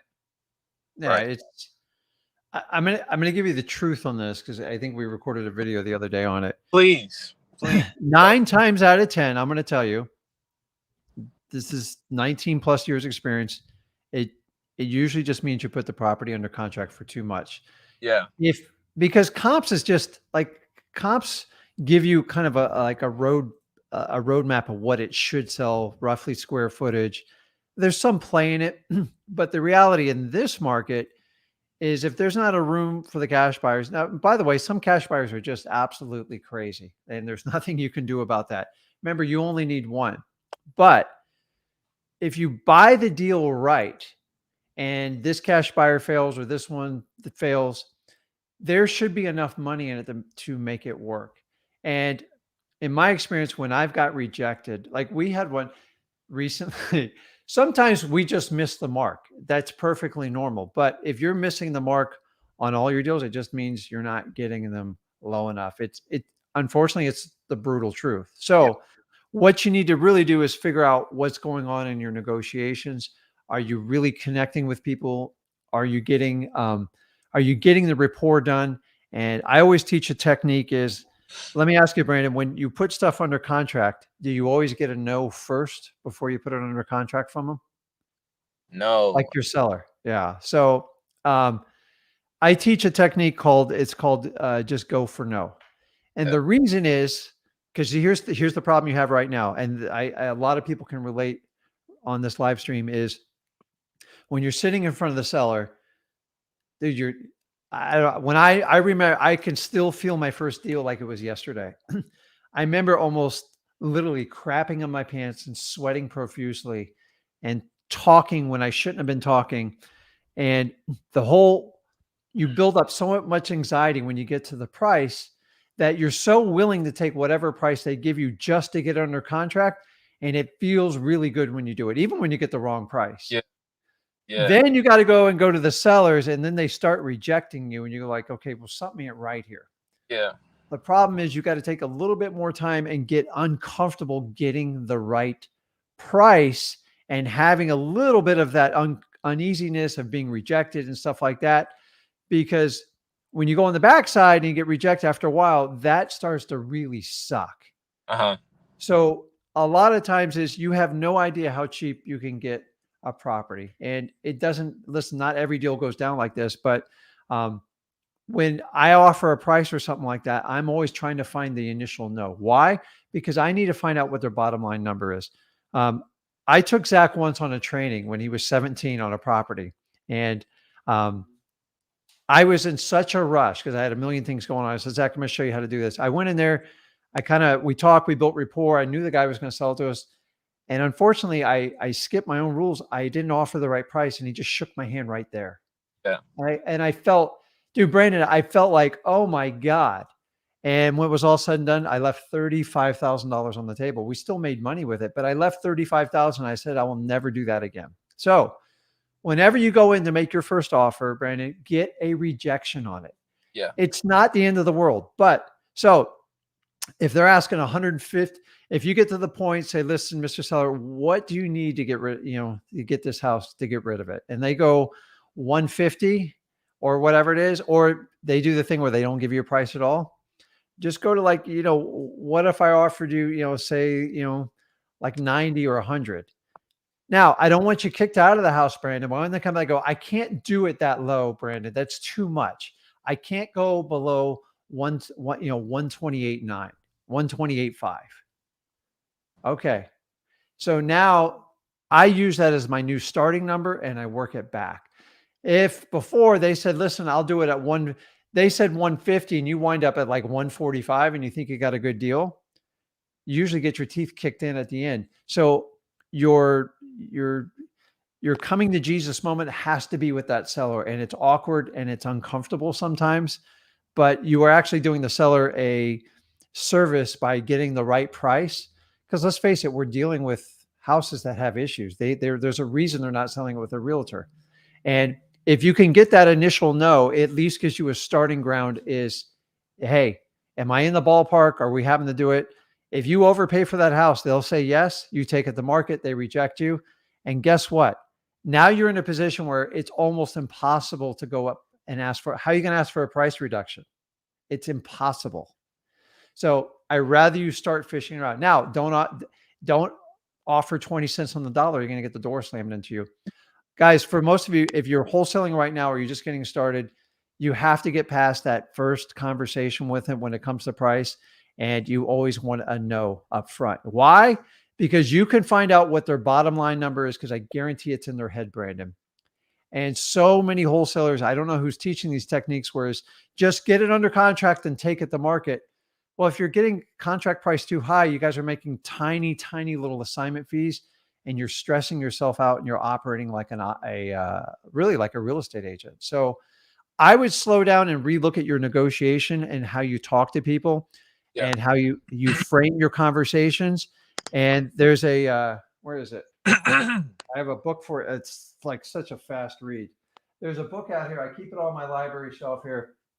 It's called Go for No. And it's a short, like 45-minute read. I think you can get it for $9 or $10 on the internet. It's by, who is it by? Richard Fenton. And it just teaches you in any business you're in, you should always get an initial no. Because if they said yes, you overpaid for the property. End of story. So that's what I would do. I'd go back, look at your renegotiating strategy. I believe it's all in the course there and it's all set for you. You got to get better pricing. And you won't get as many deals, Brandon. I'm going to tell you right now. But the ones you get, you'll solve your cash buyer problem in a heartbeat. Because man, when you get a really good deal, like they're like stepping all over. And by the way, sometimes we screw up. We shoot for the moon, and like the people don't bite. And we have, but we can adjust our price on that side. I don't want to ever go back to the seller and try to adjust my price. The only people who have to adjust their price who massively overpaid for it. And if you go for no on the first answer, guys, you will get much, much better deals. Now, you can't. Here's the problem in society, Brandon, is everybody wants that instant gratification to get that contract. Yes. But in the end, you start doing busy work. And how much do you get paid for busy work? Zero. And that's what I don't want you to do. So you're better off slowing down a little bit, spending more time building rapport with those people and getting that right price and going for the no. So it's okay. It's actually how the process works. Like I had to take my daughter into get a membership at a gym. And she's like, "You're embarrassing me, Dad." But I got him to knock 20% off of it because I rejected the first one. Like, no, we're not going to do that. Absolutely not. Right. And then I made them an offer. Like, we're a corporation. We can't do that. Like in the end, they did it. They waived the initiation fee and stuff like that. Guys, if you just roll over and let like people guide you around. So I'm not saying you're doing that, Brandon. I'm just saying I would spend more time on the negotiation side and just go for that initial no. And it sucks. It feels a little bit awkward, but when you walk out of there, you got the job done. Then once you have that contract for the right price, it's easy in wholesaling. So appreciate it, Rick. What's the other question? Yep. So the last question I have for you guys today is how do you guys, I just got my county's government tax liens. I have the whole list. So I don't know how to do those. Can you explain how you would handle tax liens? You want to take that one, Zach? I mean, you just get tax liens basically from the clerk of the court. Yeah. That's it. What county are you in? County? I'm sorry. What was? Oh, he's froze. Yeah. What county are you in? It's Anne Arundel. Where's Anne that? Arundel, Maryland. Just go to the clerk of the court there. Yeah, I have it. I don't know. Like, is there a certain way that you have to, do it? Is it, different from a probate? So there's two ways. You can go online and see if it's under the public records under tax liens. If not, then basically all you really got to do is If it's not under the tax lien, then you just got to go in person and just request it. No, Zach. I have the list. Like I You got the list. yeah. Oh, So okay. yeah, like it's in my hands. Like I have it. You know. Okay. So what's your question on that one then? Sorry. So how would you handle tax liens? You know. Oh yeah. I would I would SMS text blast it if you could, Yeah. or I would reverse drive for dollars. You technically, I mean, you could cold calling tax liens are tough because usually they're behind on credit cards, other types of payments. It gets a lot harder to do, and so they're used to like loan sharks, whatever credit card companies calling them. So it's a lot more difficult. Yeah. That's kind of not what I was asking. What I was asking. Is there a certain particular thing that you have to do? Like, I don't know how to. Like the lien. Like, what can you explain? Like, what a lien is? You know, like how. Yeah. Like there's basically that the old on it. So do I have to pay that and then pay the amount of what the seller wants? I get it. So a lien basically it's basically a judgment from, usually you get it from it's court appointed taxes usually, especially in Maryland. So if you don't pay your taxes, then you're just going to get a judgment on the property that if it's worth 100,000 or it's sold for 100 and the person owed 10,000 in taxes, at closing, you won't pay it. The seller will pay it out of their equity. Okay. So it's kind of like a pre-foreclosure. And is there like a time limit that this seller has? And if like it doesn't get paid, it's going to go to the bank. So, you know, if I was to get it under contract and say I do a branded moment and I can't, you know, get the house sold, you know, it's going to end up going back to the bank or, you know. Yeah, there's no bank with a tax lien. The government will force a sale on it usually after 2-3 years. So what they do is, there's a lien put on the property, and then what happens is the county will issue a tax certificate, and they sell them, and people bid it down. And then what happens is they have 2 years. If someone doesn't pay that bill in 2 years, then they can file to do a foreclosure, and the property gets scheduled for auction.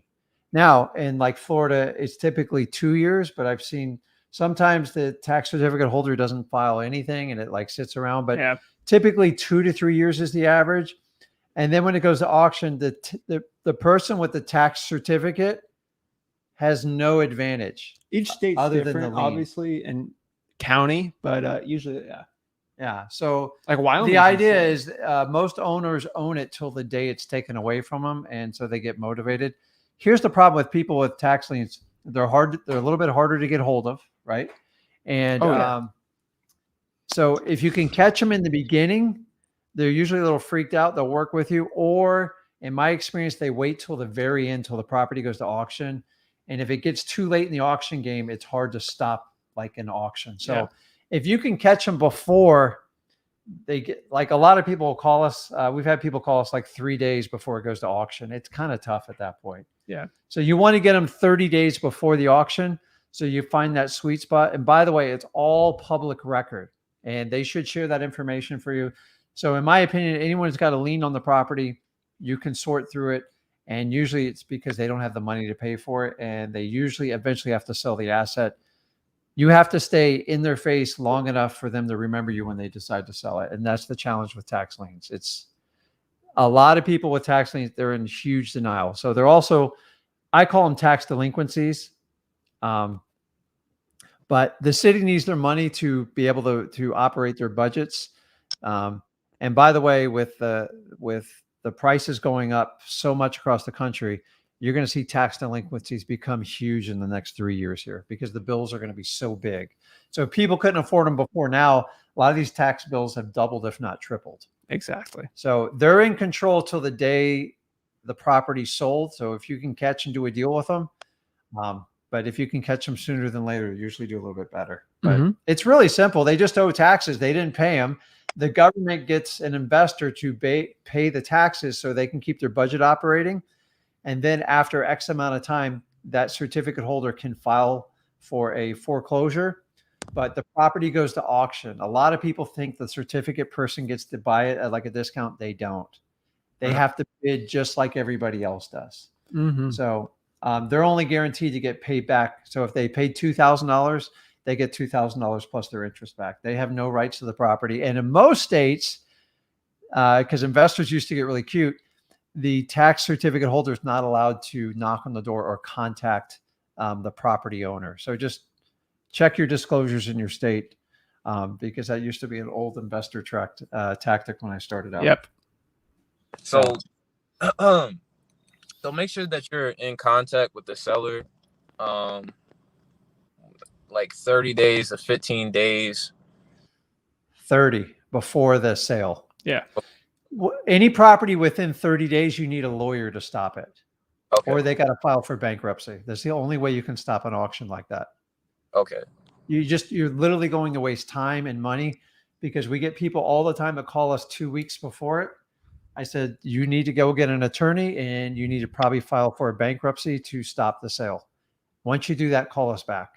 I'm not going to spend $2,000 to $3,000 of my money for like a Hail Mary. And I don't want you to either. Yep. So just catch them before the auction's coming up. So, and by the way, when they schedule it for auction, it's all public record in your county and you can look it up. So most people freak out when they get like, oh no, I'm getting a lien on my house, and then they want to take care of it. And then after a few months go by, they forget about it. Mhm. So if they've sat in the house a year or two, they didn't have to pay any bills, and you tell them, hey, I'm going to solve your problem. They don't really give you a lot of, and that's the biggest challenge with everybody with tax delinquency. Like, oh, what's the big deal? Oh, hey, Rick, I'm gonna call you about my house is going to auction in like 2 weeks. I'm freaking out. I go, remember when I told you, like, you can't wait till the last minute. This is what we need to do. And then that's when all the investors start going around the house, peeking in the windows. It gets really bad. Yeah. So, So is a lien and a delinquent, those are two different things. without getting in technical stuff on it, property taxes they always have to be paid. There's no way around it. So when the property trades hands, it's not really even technically a lien. It's just an outstanding bill. That property cannot trade hands without the tax bill being paid. So the counties always get their money first. There's no way around it. So tax delinquency just means someone's behind. So most tax bills come up towards the end of the year, right about now. And then they usually have till about March, April to pay them. And then after that, they do a tax certificate sale. It just means they're selling the lien position for those property taxes, and they get paid an interest rate. That's it. The county uses investors so they don't tie up their budget, because if they had to foreclose on everyone, they go broke. So you're looking for a tax delinquency list. That's the best one. Tax lien, maybe some counties have different things. In the state of Florida, it's a tax delinquency list. That's the most important one. You can be delinquent on taxes and not have a lien. Correct. So to answer your question, delinquents when they're not paying the taxes, liens when they actually put something official on it. And the sooner you catch them, usually the more motivated they are. But like, have you ever had like an outstanding bill? They send you all these red warnings, and then say you do nothing, you let a year go by, you're like, yeah, I'm not paying that now. And then eventually you get like some sort of like official letter from a lawyer, like, oh crap, I'm going to do something. So Yes. Much easier in the beginning to catch it. And by the way, your county's going to have, every county has a ton of them. You'd be shocked how long these lists are. And then you just kind of go to the list, and it's a great motivation, because like people would pay their tax. Nobody wants to lose their house. Nobody wants to lose it. It's just people are having some financial issues, or maybe the house, maybe they got bad tenants, something like that. It's the greatest. To me, it's one of the best places to look for people. They're hard to connect. They avoid mail. They avoid phone calls. We used to do door knocking back in the day to really connect with them. That was the best way. But it's all in there. We always work them. It's just some months, some years are better than others. But if the economy ever shifts, it's probably going to be one of the most valuable lists down the road, because the cost of housing is going up so much. taxes go up, and some people aren't prepared for their big tax bills. Yes. So, Well, that helps a lot, guys. I'm in your guys' group chat on Facebook. If anybody needs their JVing on a deal in Maryland or PA, I'm willing to help. My name is Brandon Baldwin on your guys' group chat, and yep, looking to help. okay. So just work on your negotiation part. Yeah. And just like the go for no. And if you got a chance, invest in like the $9 book. It's got it hits home, man. You're Or like, there's okay. PDFs online you can always get for You get free. PDFs. Like, I'm not telling you to steal someone's information. No. That's out there. Okay. Hey, I appreciate you guys very much. You guys are doing saintful work. I mean, it's fantastic. Zach, Rick, I appreciate you guys very much. Thank you. Thank you, Brandon. Yep. Appreciate you, man. Awesome, Brandon. Have a great one. Okay. All right. What do we got up? All right. Next here we got Phil. Phil, what is up? What's up, Zach? Hey, Rick. Good meeting you. So, I have a question for you, fellas. Do y'all hear me? Good. Yep. Yeah. Cool. Awesome. So pretty much, I actually been kind of diving into option contracts a little bit because I'm actually getting my first wholesale deal closing on Monday.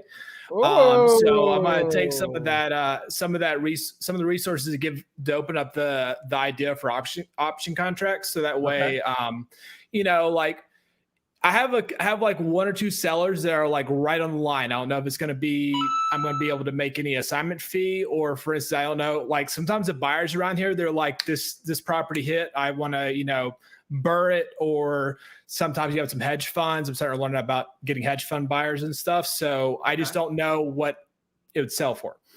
So I was thinking going to the seller with like an option contract. So like to option to buy and maybe see how much they're willing to do on an EMD, like whether it be like $500,000. Yes, I might lose that EMD, but I would have the chance. So I learned three things. I would learn how much the buyers are actually willing to buy the house for. I'd learned that, which would be very valuable for $500,000. And also building a buyer's list and getting, I have a good bit of buyers, but getting some more.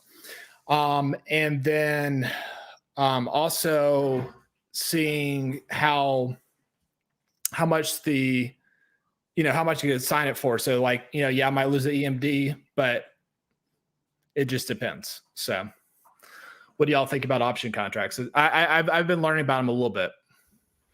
I'd rather wholesale. You can Yeah, do EMD back. option. Listen, you could slice it any way you want. Like you can call it options, but the reality is you got to look at the seller. Yeah. So like sometimes I have to change the type of offering I'm doing. So I'll give you an example. Whenever we're doing like probates, we make sure our offers are on like full length, we call FAR bar contracts, which are your state approved attorney realtor contracts, because they freak out when we give them 1 or 2 page like wholesale contract. Oh my God, you're getting ripped off. Yeah. For some sellers, yes. For a lot of it, our other contract works fine. Correct. Depends. So I'm just saying is, I think what you're trying to do is like kind of match the hatch. Like, okay, I can do this. If you're doing options to limit your risk, it's no different than, in my opinion, doing wholesaling. So in wholesaling, like say if you left a $500 deposit and they gave you say 30 or 60 days, we've gone as long as 90 in soft markets. It's kind of the same thing. If someone gets in an argument with me over like a deposit or something, I just gonna walk. Like I'm not gonna walk away, but I'm gonna ask for it nicely, and then like I'll move on. Like I have so many deposits tied up all over this country; it's ridiculous. They're on the spreadsheet. So if you're going to do an option, make sure you understand it, because most sellers, they don't understand option contracts. No, it makes sense. It's usually a little bit more sophisticated. So like, what if it was an investor? So like, for instance, like I have some rental properties or some properties, like some mobile homes that might be getting from investors. They might be more savvy to actually do an option contract. Yeah, but it's most of the time, I don't even use the word. Right. I just explain it in layman's. So if you haven't learned anything, if you explain it on like a third grade level, like people are okay with it. But when you come up with them, like, I'm going to do an option contract, they're like, the initial reaction, most people are like, well, what the hell's that? Like that sounds that makes scary. sense. Most people are used to just regular like purchase and sales agreements. So mechanically, a wholesaling purchase and sales agreement, a 1 to 2 page or an option, they technically do the same thing. That makes sense. In my theory. So I would only adapt it if you had to do it. Like if someone's like hell bent on doing an option, I'm like, options they're really clean in theory. That makes sense. The practicality of enforcing an option contract stuff, they're a pain in the butt. I'm going to be on, like, if it comes down to it, you're better off enforcing a regular purchase and sales agreement to an option, because an option has components to it. Is there a like, for instance, and they also might have an option to, like, for instance, go out and find another buyer, for instance. I've seen some contracts. And so it gets a little convoluted. So it's like, okay, if I'm trying to option a property like next to a property I own, and it's like I'm going to do like a 1 year, I'm going to try to figure this out. Yeah, I'm perfectly fine with that. It explains it's an option for me, but yeah, don't try to take an option contract and turn it into like a wholesaling agreement, because most people get really confused over it. And title companies are just like, I've heard it's used a lot in like commercial dealings and stuff like that a lot. No, it is, but to execute an option, a contract to make it legal, just like you gotta file some sort of recording in your county site, or otherwise it's not a valid contract. That you're not going to be able to enforce anything. And once you start doing that, you start messing with the title, you start doing all sorts of things. So I see more messy lawsuits than like options. There's so many people teaching options around the country, and don't get me wrong, it's a good strategy, but it's being abused in my opinion, because people don't understand there's an option contract and then what you do with the property if you wind up renting it, and they have to be two completely separate agreements. And the last thing you want to do is like upset the seller and go, well, I didn't know it was going to be that. And so like I've seen a lot of short-term options, 60, 90 days, which is really short, but if you could give someone $100 to do like a 90-day option on it, I mean, I guess it's good. I feel a lot of people don't feel like that you have a lot of skin in the game there, and I don't know if they're going to take it as serious. Now, if you have an investor who's looking to sell a mobile home and he understands the language, and you still give them the third grade education and they want to do it, then like heed your warning. I would only do that on a property like a mobile home, which I've done. Is maybe there's a problem with like the title. Maybe we're waiting to figure out to do a probate or something. So I'll do an option when I want to take control of the property right now. Maybe I want to put a renter in there or do something with it. And then I got 6 months to get everything figured out. But to execute it, you got to record something in public record to recognize your rights, because it's almost every option contract. So what it says, hey, I have an option contract that's on public record. And then when you go to execute your option, you then have to record your option to option. It's absolutely crazy. Like I've had lawyers sit down and like school me on this. So I've done options. You just got to make sure you have an extremely cooperative person that wants to do it. So for the average homeowner, it's just easier to go in just with a simple contract. Yep.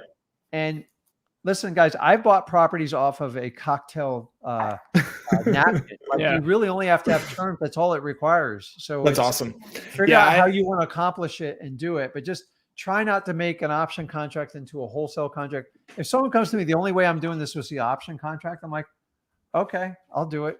Like, sure, that makes sense. Not? Yeah, cool. But yeah, I actually got that land deal closed. Zach, I don't know if I told you like the actual details of that. These might be like, so essentially so it's actually my wife's stepdad. So he's actually a real estate investor in the area, and he's kind of mentoring me. He's a do-it-yourself landlord. He's been investing since 2001. So I'm actually kind of like going in his footsteps to try to learn from him and stuff. But he was looking for a plot to build on to. So he's like, I'm looking for a lot for $45,000. So I'm like, well, I got to find you a lot for under $45,000. I'll make an assignment fee. Yeah. So I set out, just kind of looking on Zillow, and then I was about to send out some postcards, but I started calling some for sale by owners on Zillow. Yeah. And I got one. They started out, they had listed on Zillow for like $58,000. So Zillow does work. So they listed for $58,000. Okay. And I just asked him, I was like, so how, like, is that your top dollar? How low would you probably go with this? He came all the way down to 45. So, he was kind of motivated to actually get rid of this property. And so I was like, all right, I'll go out there and look at it. So I actually got my stepfather, Reese, to kind of go out and meet, the appointment, because he's actually looking at, land in the area. So we go out there and look at it. And I talked to the seller, and, I'm like, we'll have to, get back to you, because they had some trees, and Reese wanted to, it was kind of like a small lot. So he had to do some drawings and see if a house would work to build onto it. So we got back, got out, and then I called up the seller. So Reese is like, offer him 35. So I offered him 35. And then I signed it to Reese for like, I think it's going to be about $3,000, but still, it's still assignment fee, still a pretty good little land deal, because. So did you get it for 35? Congrats. Yeah. Okay. So you probably heard the earlier part of my conversation. I was talking to Brandon. Yep. You got to offer lower numbers. Yeah. So I said yesterday, because when they say yes, you're excited and Yeah. pissed off in the same emotion. It's like, because if you offered him, say, 25 or 30, and he goes, well, I can do, 32 or something like that. We'll get more out of it. Yeah. You just in 2 minutes gain 3,000 or 4,000. Now you take that skill set, and as you come to your next deals, you just remember it. That's it. I told everyone, Go I said, for no. Yep. if you want to make more money, think of your lowest offer and just cut that by 20%. Go for no. you already had the thing. You could do like the scrunchy face. So I give full credit to Peter Connie. He taught me this back in 2003. He's just like, you just make them feel bad by offering, like, what if? Like, I'm just saying, what if? Don't shoot the messenger. I'm just offering it, and you just throw it away and just walk away with it. Yeah. And just watch their reaction. And then if it's really bad, just go like that. That's what I figured. That's why I'd never make an offer like that to you. And you can recover when you do it. So people get so awkward with it. Just offer like that lower number. And when they reject you, you already get their bottom line number. And then whatever number they give you, go, that's the worst you're going to pay for it. And you just play with it and work on it from there. What's been really weird is like, it's when I this is something I didn't expect when I sent in the contract to, with assignment and everything. So I actually sent in the contract, opened up escrow, and I did the assignment literally the next day. And so what I didn't expect is like, it's so weird, because I signed the contract. It's the buyer and the seller, or the buyer talk with attorney and the seller talk with attorney. And I'm just out of it because I just assigned the contract. It's really weird. I didn't expect it to be like that. So it's good, man. Yeah. You just got to, we got to put some more zeros behind that for you. So it's the same skill set if you do 3,000, 30,000, or 300,000, by the way. Yeah, for sure. I've done them all. Oh, yeah. So we're closing on Monday. So we're excited. Congrats. Yeah. I saw your, was that your wife behind you? I saw her going. Yeah, she's running around. She's okay. Tell her we said hello. Yeah, we'll do. Okay, bud. Awesome, I appreciate it. Congrats, man. First of many. Get it. Yeah. Y'all take it easy. Okay. Woo! See ya. That's awesome. Love to see it. So we got one last one. We got Giovanni. Giovanni. Looks like he's listening to both of them. Love to see it. So hey, you're watching the YouTube video. If you can pause that or turn that off. Giovanni. How you doing, Zach? How you doing, Rick? Hey, man. How you Doing good. Hey, Turn him down on your computer there. You can pause it or turn that off. My bad. Hold on. Let me just. Doing good. Okay.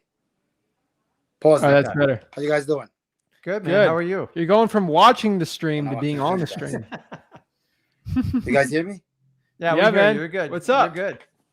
This is lower then. That's a cool name. That was a cool name. My bad. Hold on. Let me just. Yeah, so he's got the stream on there. So I'll let you get that. Yeah, just Okay, guys. I have. You're going from watching the stream to being on the stream. all right. I'm gonna mute him real quick. Giovanni, I got you muted. Just turn off the YouTube video you're watching. That was a cool name. I think we're cool. Yeah, so he's got All right, we'll see. Okay. So, I'll let you get that. Yeah, just Okay, guys. I have. Should I shut off the TV or should I? What should I do? I got you muted.